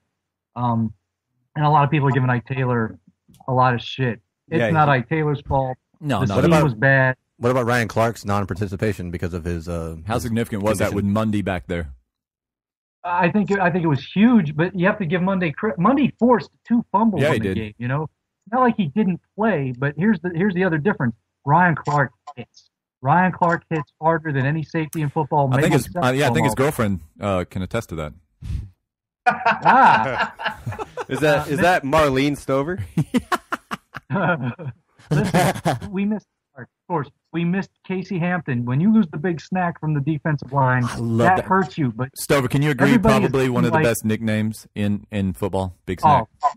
the big snack. I love because that he guy. is. But y'all also lost pretty much the beard, probably the best beard in the NFL, right? Diesel. Old Diesel. Losing Kiesel. Diesel. Listen, but losing those two didn't change our scheme, and we should have adjusted a little bit. And most importantly, the Broncos were hurt too. Everybody's acting like the Steelers were the only team with injuries, and that's not. Yeah, the Brian case. The Dawkins Broncos wasn't were back there. Eric Decker. What's went that? out. Brian Dawkins, Eric Decker. Sure, Denver was hurt too, and we basically what we learned from this game was what I've been screaming about for a long time. Bruce fucking Arians needs to go. I was about as the to- offensive Damn line it, Bruce! coordinator. I was about to ask you if you were damning Got Bruce. to go. He has not helped Roethlisberger change his game. Ben needs to change his game, or he's going to be retired by the time he's 32. He needs to figure out how to get some plays in there with a 3-step drop. He needs to figure out that sometimes you got to throw the ball away instead of extending every stupid play. Yes, sometimes it pays off, but sometimes You end up with a fumble that takes you out of field goal range in a fucking game you should have won. I agree. And Stover, I think what it comes down to, though, is this. You can't handle the truth. So there you go. Hey, how about the Steelers passing the ball 40 times and running the ball 23 times, even with what I consider their best running back running the ball. I mean, 17 carries. Redmond was going beast. 121 yards. Agreed. I mean, why wouldn't you run the ball more? Because Bruce Arians is he's a numbskull. Guys, he's the one that calls the plays. He's the one that schemes the offense, and he is in love with Ben, figuratively and literally. Guys, when you have a guy who did you see Redmond running the ball? I mean, did you really see what he was doing? I would have given that motherfucker 25 carries plus, even in the fourth quarter. 7.1 yards a carry. A minute left. Why? They couldn't stop it. They couldn't stop it. You listen. If we've learned anything over the years, I love to run the ball, and it's a matter of will. It's a matter of forcing your will on the other team. And if you can run the ball effectively, you win way more than you lose. Bruce Arians is the antithesis of this. He doesn't want to run the ball. He sees no value in running the ball, and he's a shithead. And I hate him, and I want him to go, and I want him to go now. Well, you know what Arians said when people were calling for him to leave and get replaced? Did you hear this, Stover? Stover. No. Check it out. I have the clip right here. There's only the argument. I'll not step aside. I will not allow any talking monkey take my place. So apparently Bruce Arians ain't going nowhere, buddy. And for some reason he sounds like Christopher Walken. But, yeah. Who knows? But yeah, thanks for the bit, Stover. We appreciate it, and hopefully, there's always next year. Is Hines Ward coming back next year or what? The Steelers are not going to bring. Yeah, we're talking too much about the Steelers right now. All right, I'll shut up. Thank you, sir. We have another entry real quick. Again, ladies and gentlemen, if you have kids or you are offended easily, please turn it down or fast forward. You shouldn't be listening to this fucking podcast in the first place. This was submitted by a good buddy, Nathan Oxley from Greenville, Texas. Would you rather? This is a would you rather. Would you rather eat a Barbara Walters frozen period blood popsicle that has hepatitis C? B. Or have sex with a man? Come on. Theo, go. To recap. So I have to get Hep C then, is what you're saying. Would you rather either Hep C or nail a dude? That's basically what it comes down to. Fuck. Would you rather eat a Barbara Walters frozen period-blooded popsicle that does have hepatitis C? Oh, outside in, let's say, 103-degree heat summertime. What does that matter? Or have sex with a man. Go. I think that would melt if it was in 103 degrees. Go. Go. I would say it's the man as long as it's buck. All right. Hey, Dom, go ahead. You only when you're nailing a dude, you only have to endure it for a little bit. Mm-hmm. Hep C is for life. All right, so I guess I got to nail a dude. Hey, Steve, what are you doing in that situation? Well, I've already said I'd take a man right up my ass. He's blunt. Jerry? I already took the man ass earlier in the show, so I'm going to have to get Hep C this time. Hep C. Got a bunch of Now he's fags done on both. Oh, man. My ass would already be too sore from the earlier one. Stover, what are you doing in this scenario? Just because you come in contact with Hep C does not mean you contract it. Thank you. If I can add hot sauce to anything, I'll eat anything. So that's true. You're fucking right. Okay, and finally, Buck, what do you have in this situation? I think that I would fuck the guy in the ass, but only if it's me as well. Yeah. Oh my gosh. What do they teach you to talk like this in some Panama City sailor want a hump bar, or is this getaway day and your last shot at his whiskey? Sell crazy someplace else. We're all stocked up here. All right, Whisker. I don't know. Whiskers is Whiskers. I'm not sure who that was. Okay. Well, I think we need to move on to another bit, and we're going to change it up a little bit this week. So, Dominator. I don't have an intro, so go ahead. I gave you the intro. Oh, you did? Wait, for what? For NCAA player highlight. What was the intro? The ESPN College Game Day. Oh thing. shit! I didn't put it on there. Here you go. That's a great impression. Now we're getting sued by them. Huh? Now we're getting sued by them. He said. He said we're gonna get sued by ESPN. Fuck 'em. All right. This week I'm going to be doing a little IDP action for you. Luke Kalecki, the junior middle linebacker from Boston College. He is listed at 6'3", 240 pounds. This guy is a tackle machine. He attended St. Xavier High School in Cincinnati, Ohio.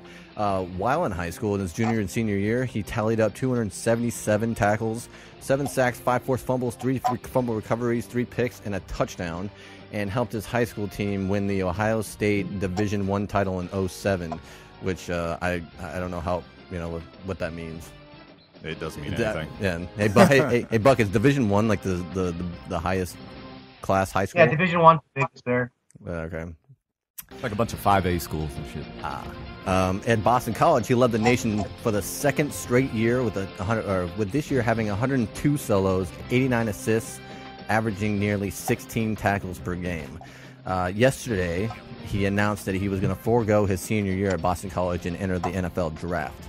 So, he racked up 12 solos and 8 assists against my guys this year. He's the type of IDP that you will want on your team because he'll get you a shitload of points in tackles because he's all over the field in every play. And I don't know about you listeners out there, but in our league, tackles are painfully overvalued. Defense wins championships. That's right. He's like your Pat Angers, Patrick Willis's, that could potentially be the difference maker in your league's games next year, depending on where he lands.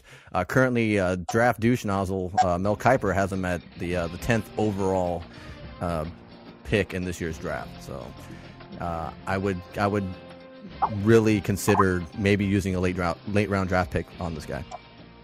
I like that. Changed it up a little bit, gave a little IDP action. Yes. And yeah, we do need to let the listeners know we don't discriminate against the IDPs. So if you do have questions and whatnot, please hit us up with them, and we'll be more than happy to answer those questions for you. And especially once we get closer to the season starting, we'll be given more of the IDP knowledge and all that good stuff. So, hey, Dom, thank you for that. We appreciate it. And yeah. I think we should keep it on the sports stuff. So keep it rolling. Let's keep it rolling.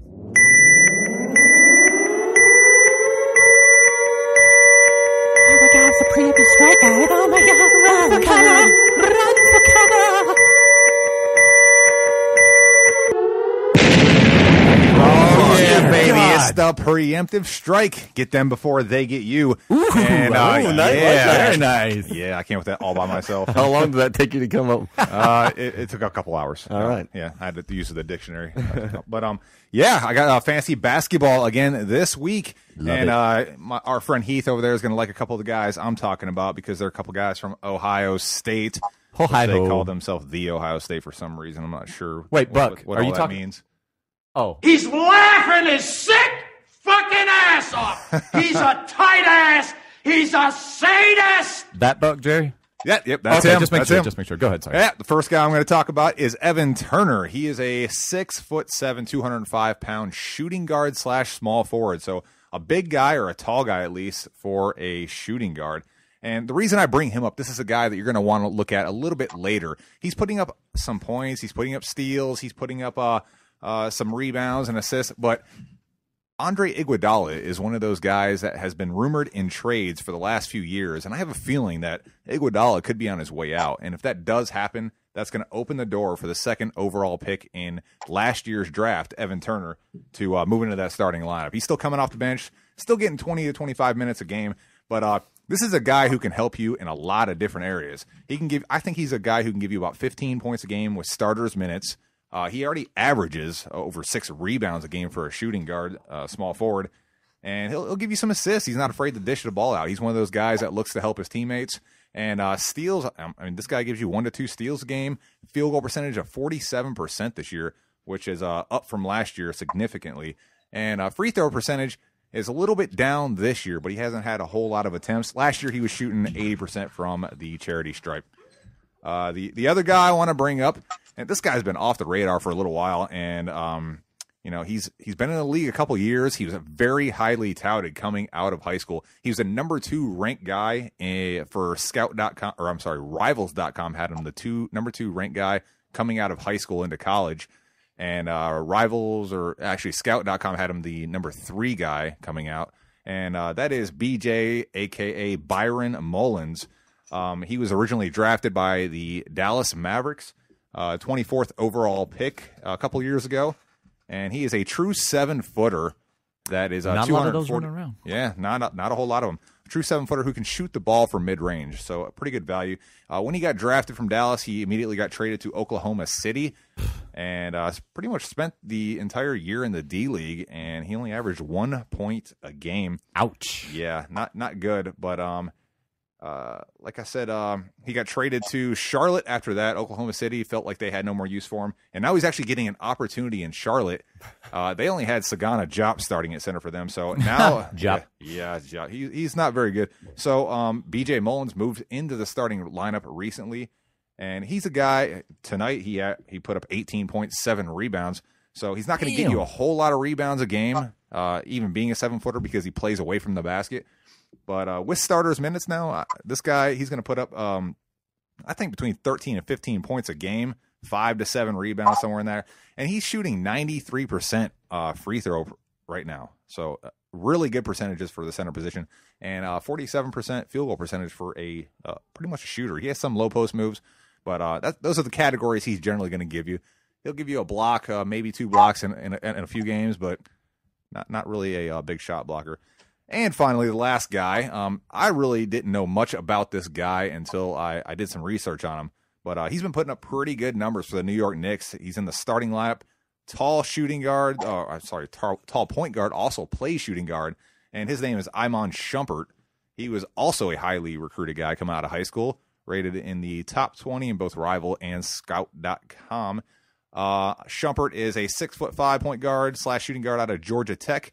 He was drafted number 17 overall by the New York Knicks, and he has been playing the point guard over the last couple weeks, putting up good numbers in both points, assists, rebounds, and steals. Those are the categories that he's going to get you.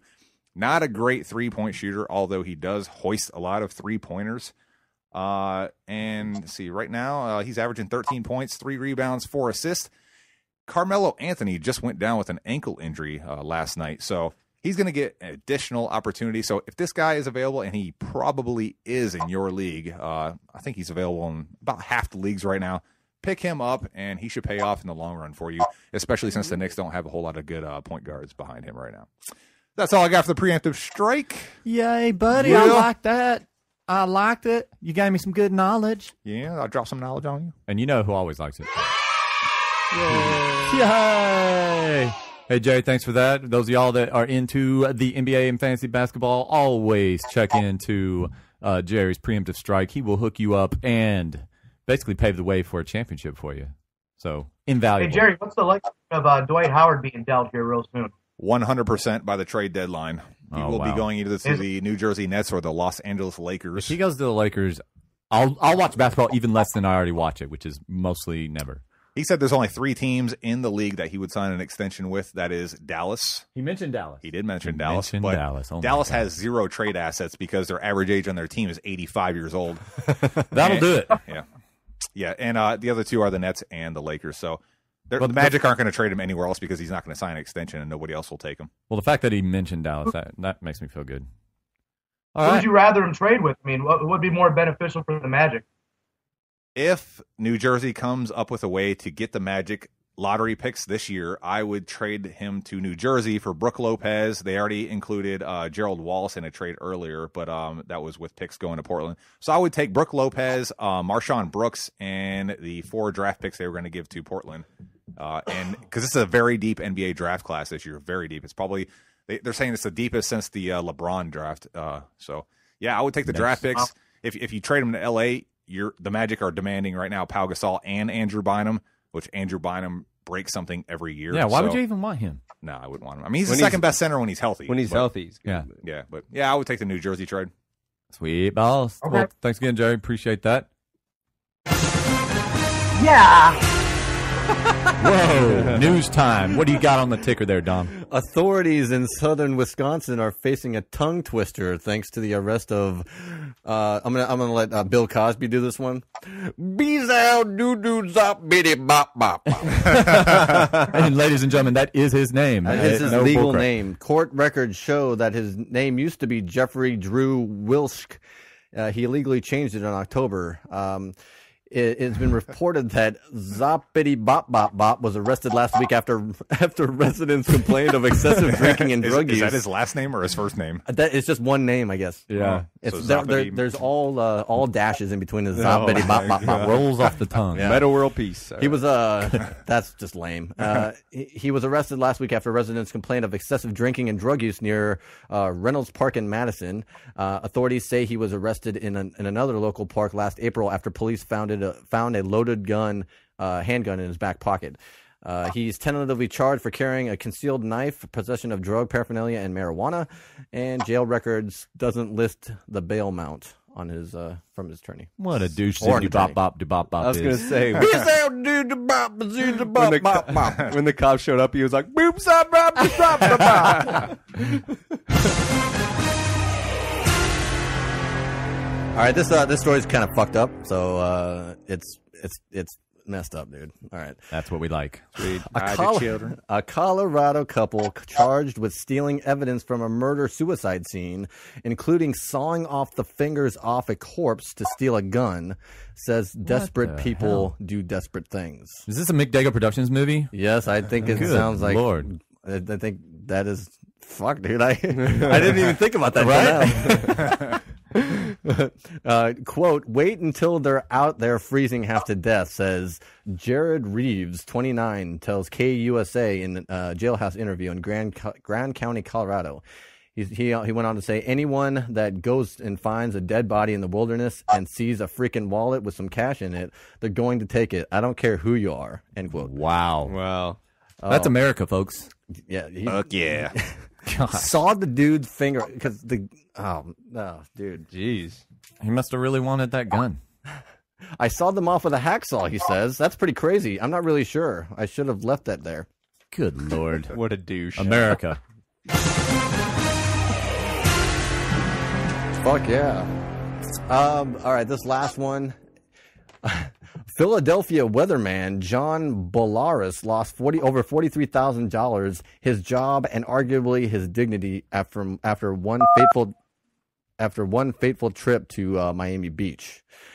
Following the real-life version of Warner Brothers' The Hangover films, Bolaris shopped his story, at least of what he could remember of it, to several outlets, including Playboy, which published a salacious tell-all detailing how the weatherman was drugged by the Russian mob while on vacation.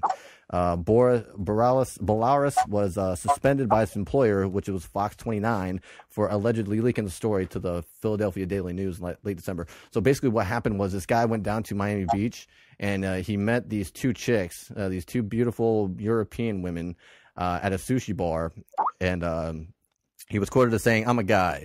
There was a thought that I might get laid. I was used to girls in Philly coming to me aggressively once they found out I was John Bolaris, the TV weatherman. Apparently, weatherman on TV get laid. They get it. Wow. Sweet. Hear that, guys? Hey-o. And so he woke up the next morning with no memory of the previous night and painting the painting that he bought nowhere to be found. He returned to Philadelphia only to discover that he purchased bottles of champagne every 15 minutes or so, including a $2,500 bottle of Cristal and a $3,000 bottle of Dom Perignon. Additionally, he had used his American Express to buy a $2,000 tin of caviar. Wow. So, yeah. Apparently, weathermen get paid, too. Bitches. Some serious scratch. Bitches. So, man. Well, Dom, thank you for the news. I would also like to add, on top of that, I couldn't print it out because Mick Dago Productions does not own a printer. But I just wanted to ask y'all what y'all thought about this ridiculousness that I just read about. In America, we're free, right? That's land free, home of the brave, and porn and bald eagles, exactly. Bald eagles and shit. Yeah. Okay, well, one thing I like to do is I'm a fan of film, and I like to I like to try and find like the most obscure films that I can out there that are kind of hard to find and whatnot. And the place you should be able to find them is America. Well, the film I was trying to look for is a Serbian film. This film was that's what it's called. That's a Serbian film. Serbian film. Yes, Yeah, is the name of the it's film. not from Serbia. I've been looking for it for 2 years in its full 104-minute uncut version. Unfortunately, you can buy it on Amazon. It is 102 minutes and 45 seconds long, meaning a minute and 15 seconds have been cut. Netflix actually had it available for viewing on the instant streaming for almost 1 month, and then pulled it without any explanation. Fuck Netflix. Fuck Netflix. Also, Blockbuster in Maryland. A Blockbuster in Maryland was stormed by the local police, and the copies of a Serbian film were taken off the shelves due to a complaint from a local resident about child pornography. So my question is this: in a country in which we are totally free, okay, and that's our platform for everything, is how we have freedom of speech, freedom of this, freedom of that. What do y'all think about a movie, a film, not real life, a movie being pulled from shelves, being pulled? And remember, if you're paying for Netflix, you know they are basically now censoring what you can watch on Netflix. I just wanted to know what y'all think about that, because we're talking about art now. When we're talking about film, we're talking about art. This isn't like a snuff film or anything like that. So I just wanted to know what y'all thought about that real quick, because it really pissed me off. It took me 2 years to find this film. I am aware that you were very pissed off about this. Yes. So. Yeah, I mean, if they leave a girl with a dragon tattoo on the shelves, I mean, when that comes out, then I see no reason why they would take a movie like that. Because, I mean, have you heard about on that? I've seen it's like severe rapings. Oh, I've seen it. Really? It's like a girl being tied up and beaten and raped. She crazy. gets well. I don't want to ruin it for people, but yeah, she gets. But they get a pass. But they get a pass because they're a high budget blockbuster. Ah, thank you, Dom. Right. Exactly. They get a pass because it's a Hollywood produced film. And it's only art because they have a big budget. Because they have a big budget, Now and the Weinstein's name is across the bottom. Now, the child pornography you were talking about, it's a person of legal age. Yeah. Obviously. Is it supposed to depict child pornography? I don't want to ruin it, because this is the next movie we're going to watch in our series of the horror squad here. But yes, I haven't watched the film. I did send an email to the production company, Contra Film. They're in Serbia, and they sent me an email back, so they're going to send me a copy, which is totally cool. Did they give you a Serbian double-blind Jew bluff? No, but that would be hilarious if they did. If they sent me a CD or a DVD case and I get double-blind Jew bluff. But no, I guess it just really bothers me, especially when art is being censored. And Dom hit the nail on the head. It is simply because this is a film out of Serbia where some atrocities happen, and that's what this film, the underlying themes of this film, is how the Serbian government basically rapes the family, the family unit there in Serbia. So I don't know, just really pissed me off, but I don't care. Freaking censors and all that shit. I got a copy, and we'll be watching it next week. So kiss this ass. I don't think I'll be able to pull any clips from that movie. Oh yeah, put it on YouTube. Or what you could do is for the music underlying on this bit is that. Oh yeah, that's pretty fucking sweet though. Yeah, that music is best. But yeah, all right, cool. Well, hey, thanks for the news, Dom. Yep. I was born April Fool, full of gold. My bad. Hey, Stover. I hear that y'all got to head out. Is this true?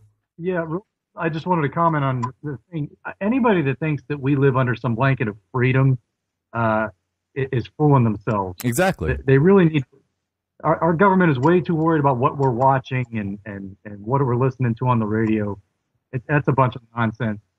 And secondly, and most importantly, Buck said he would buy you a printer. Oh, sweet! Thanks, Buck. Appreciate it. So you're believe when I covered see there, it. but we got to take off. We got to go make sure Johnny wasn't abducted by Russians. By the Russian mob. Oh, that story was about. I was going to say about John. Serbian film 2. Yeah, John's going to be in a Serbian film too. Nice. Well, hey, Stover, Buck, I'd like to thank y'all for being on the show. We appreciate y'all spending some time with us. Ooh, Gentlemen, that's a lot miss you, there. Leonard. Fuck you. Everybody else, take care. All right, guys, y'all be safe. Tell Johnny we said what's up. See you guys. If we find him, yes. All right, see y'all. See ya. Have no worries, folks. We still have Stevie Step on the line. I don't know what the hell is going on. For those of y'all that are listening, this weird noise that is it's the electron sound. Whoa! It's the sound quality. Weird. It's the really shitty sound quality from Skype. Yeah. So do we still have you, Steve? Yeah, I'm here. All right. Come on. We got a couple more bits, and we're going to close out the show, but one of the best bits by far. I was born an April fool, full of gold, to a brothel, and saved all my sins.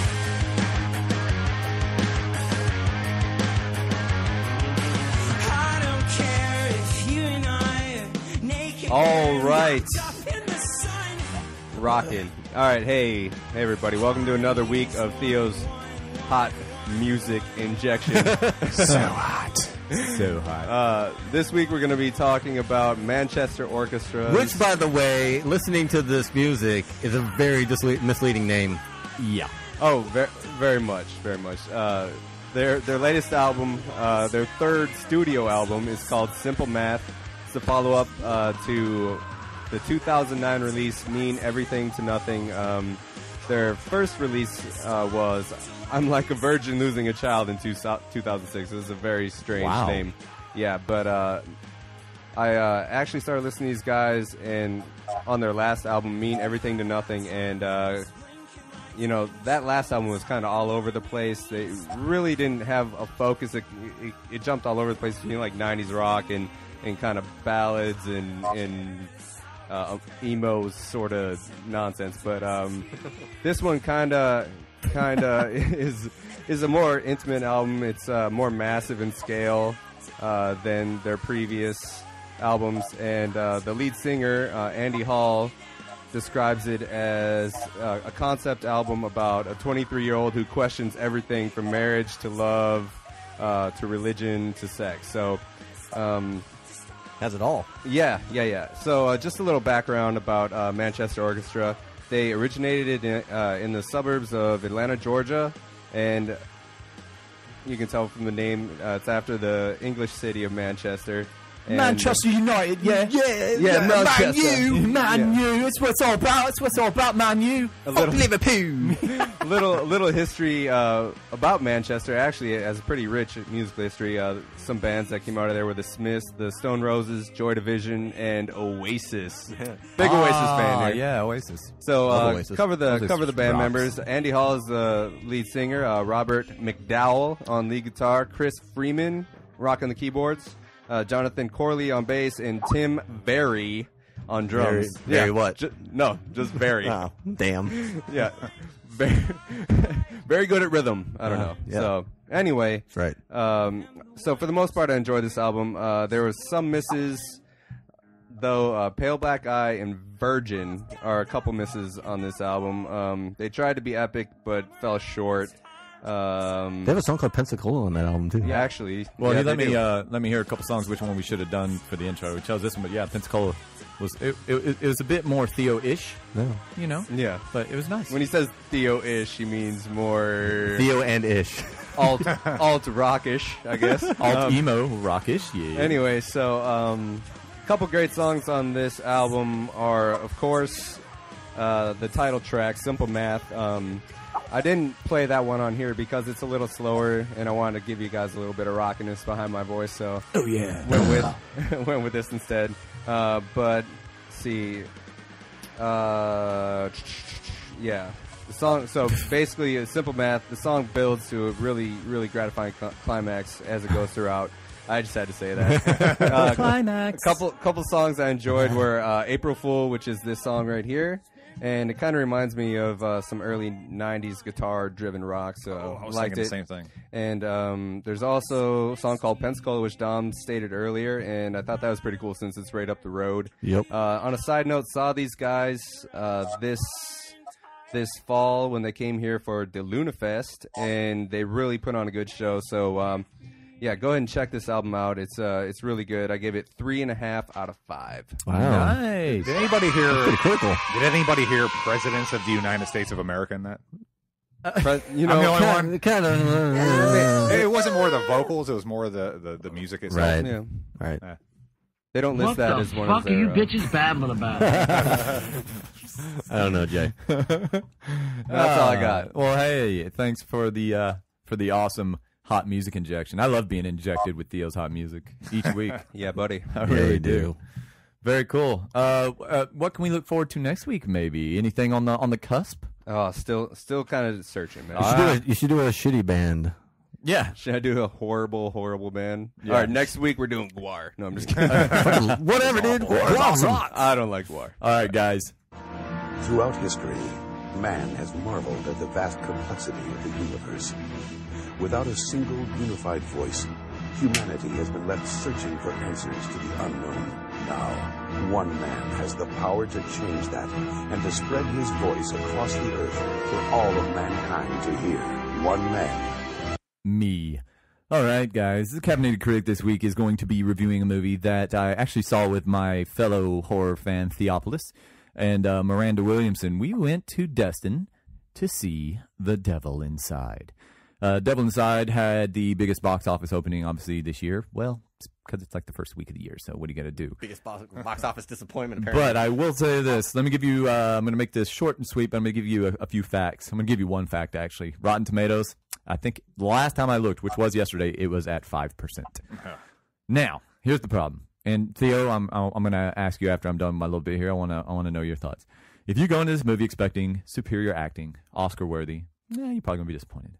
But if you're going into a movie called The Devil Inside that's about exorcisms, looking for Oscar-worthy performances, then that's on you. You're a dumbass. It's not what you're looking for. Why not? Because that's not the premise. That's not what it's basing everything on. It bases it on scares. It's The Devil Inside. Did any of the previews indicate that they were running on a platform of superior acting, looking to get Best Actor and Best Film of the Year and shit at the Oscars? No. The only awards this movie's going to get is probably a couple of Razzies, and then also at the Spike Scream Awards. They might get some there. Wait. Daniel Day-Lewis wasn't in this movie? No, he wasn't, okay. surprisingly. All right, but moving on. The problem with this film was the ending, other than the acting, but let's talk about the acting real quick. The acting of the main characters, especially the priest with the British accent, he got on my nerves, dude. Oh, yeah. It's so ridiculous. But the acting of the actual exorcisms and the people being possessed and all that was top notch. I mean, it was raw. And one of the first exorcisms that they did, remember in my reviews, spoiler alerts, I spoiled the movie for you. I mean, it's a younger girl. She's possessed, ends up some gnarly shit. She elevates off the bed, blood's pouring out of her nether region down there, all over the bed. Also known as vagina. Vagina. Y'all had a bloody vagina build? She did. Yes. Turns out she wasn't possessed at all. It was just a bloody vagina build. Nice. She's just mad. So the thing was, though, there was plenty of scares, right, Theo? I mean, plenty of scares. But it was the ending. The ending was the thing, and I think the ending is what pissed it off for most everybody that's reviewing this film. Wasn't there somebody that stood up when you went to see it? After the film, I had watched some reviews online, and a couple of folks were saying that after the movie was over, people were just like standing up and saying, "This is bullshit," and that's ridiculous, and blah blah blah. And so I was really anxious to see if something like that was going to happen. And sure enough, the movie was over, and this crew of nerds in front of us stood up, and one of them was like, "Well, I didn't think the reviews could have been any more accurate. That ending sucked."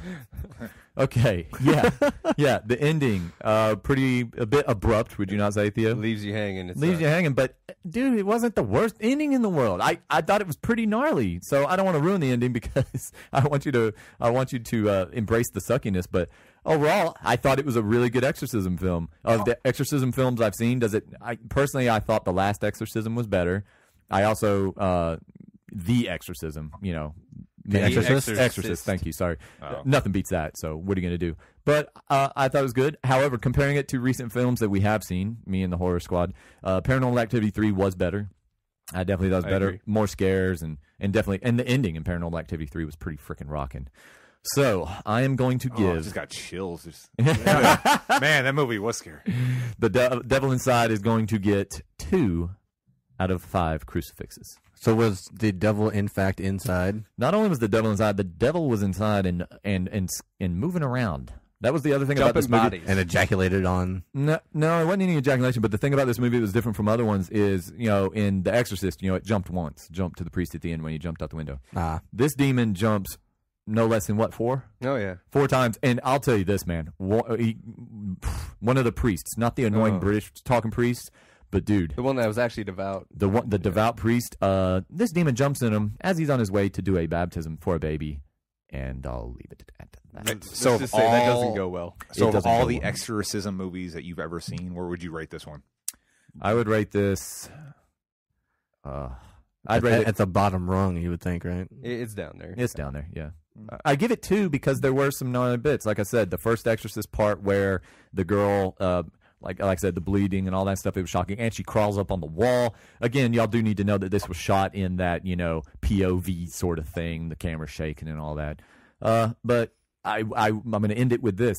The ending, I kind of dug it, to be honest. Yeah, I did. I thought it was a good ending. So whatever, kiss my ass. I don't know. I was hoping for that last final exorcism, but yeah, that's just me. I'm used to Hollywood movies, I guess, where there's like a really nice tied up in a bow sort of thing. But so well, I hate tied up in a bow, and I like basically. So it was like a Sopranos type ending. I like leaving. It was like basically like Buried. Did you see Buried with Ryan Reynolds? No. Oh man, great movie. Oh yeah, the ending to that where you're like, I forget what the ending was. Oh, I don't want to ruin it, but just fucking say it. Who cares? Yeah, who cares? Spoiler alert! Turn your music. Remember, he's on the phone with the guy, and he's like, "Oh, we found you, we got you, we're digging you out right now." Blah blah blah blah blah. And the dirt's all pouring in. We got you, I got it. And then he's like, "Oh no!"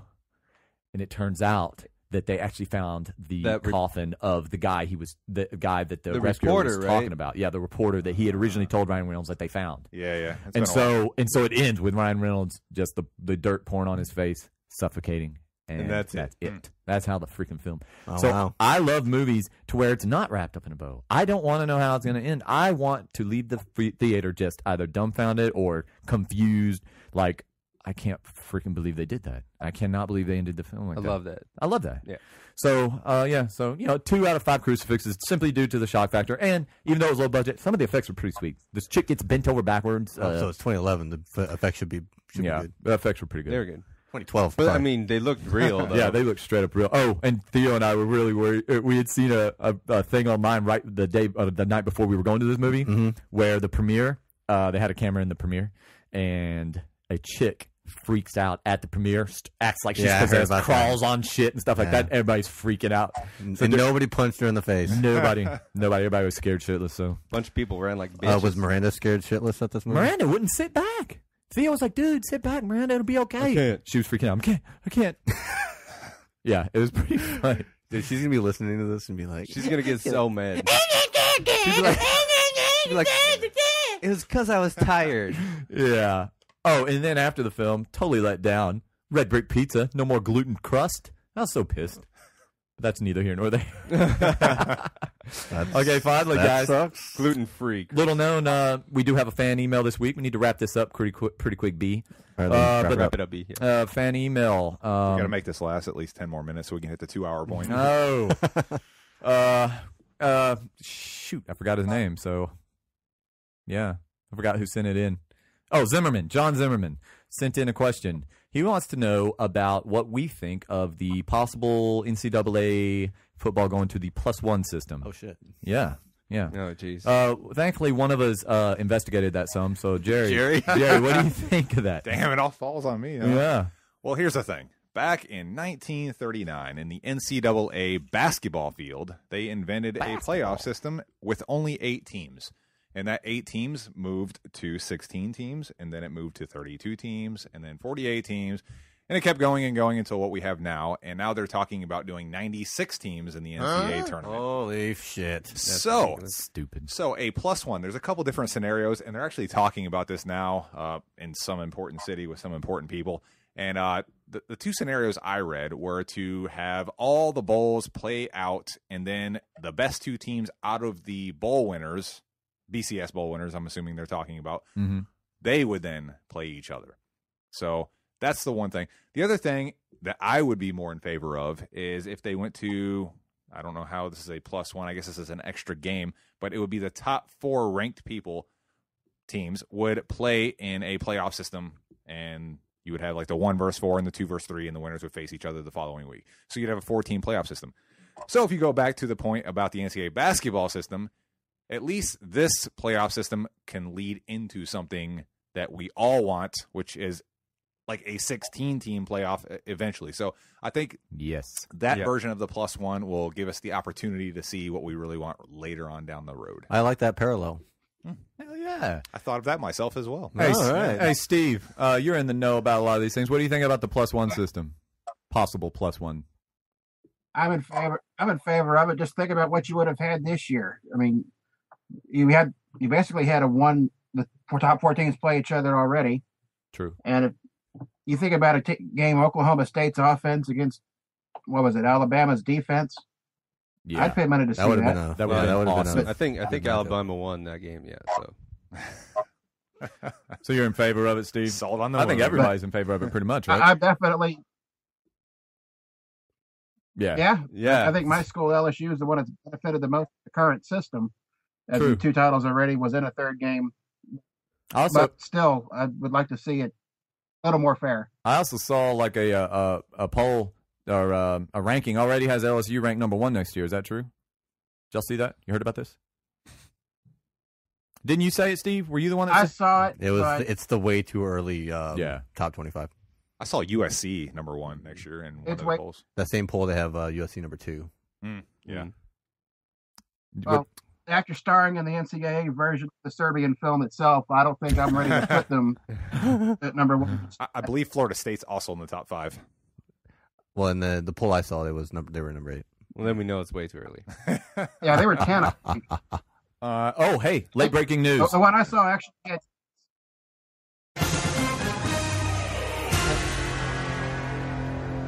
Murder F Kill from your very own Zen Master. I came up with this, but I couldn't remember their names. So, I was Steve, wondering why you had this on your screen right now. Steve, you are going to be the first one to reply. Yeah.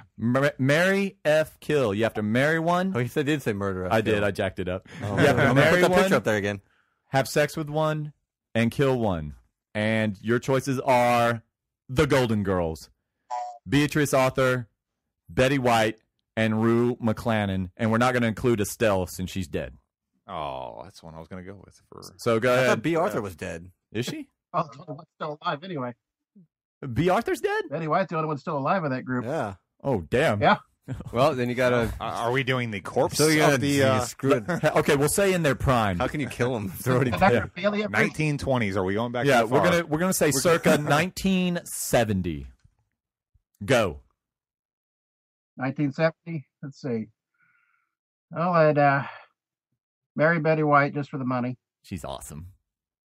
F.B. Arthur and kill the other one. Oh, Steve! B. Arthur. Really? B. Arthur. Dom, who do you got? Bang Estelle, marry Betty White, and kill B. Arthur because she's such a dude. All right, Theo. Same. And Jerry.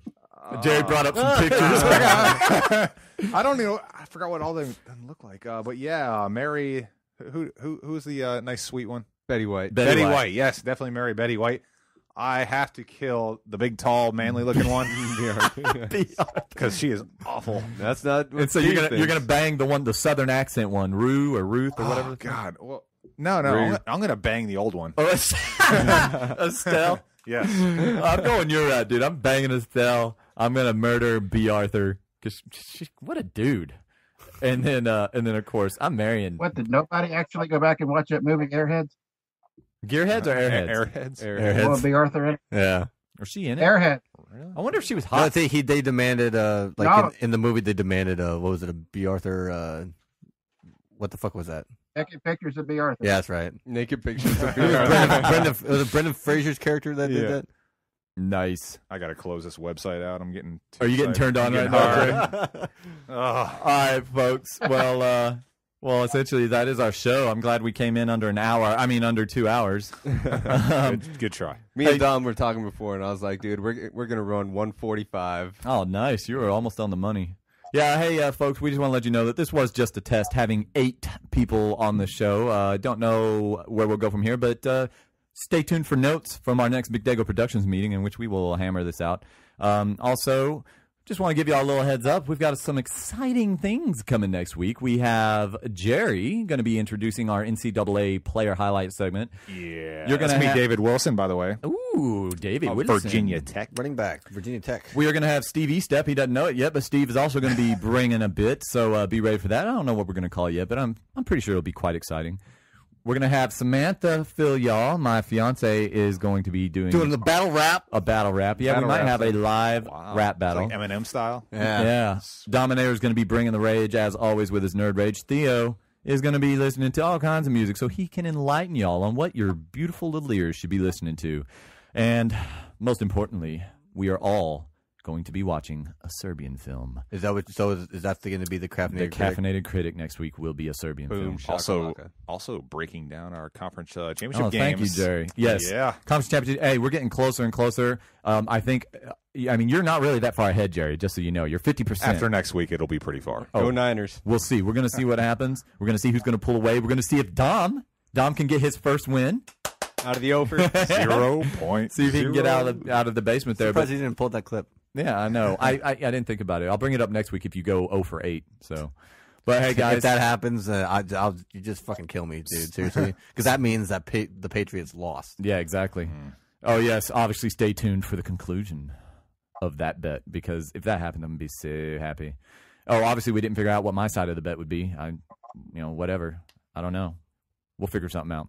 Hey, Steve, you got anything you want to say to the lovely listeners before we head out here? Well, thanks for having me on, and next time I guess should probably try to wear some clothes.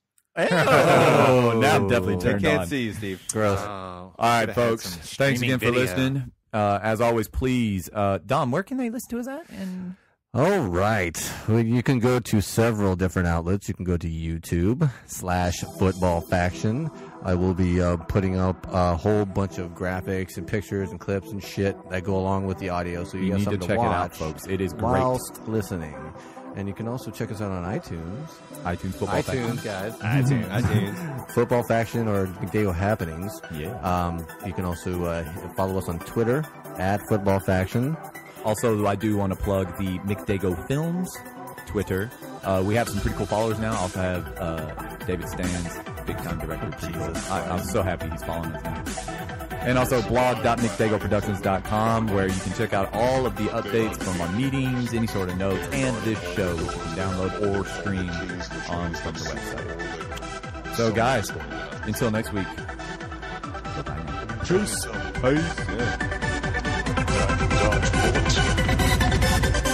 Dodge this.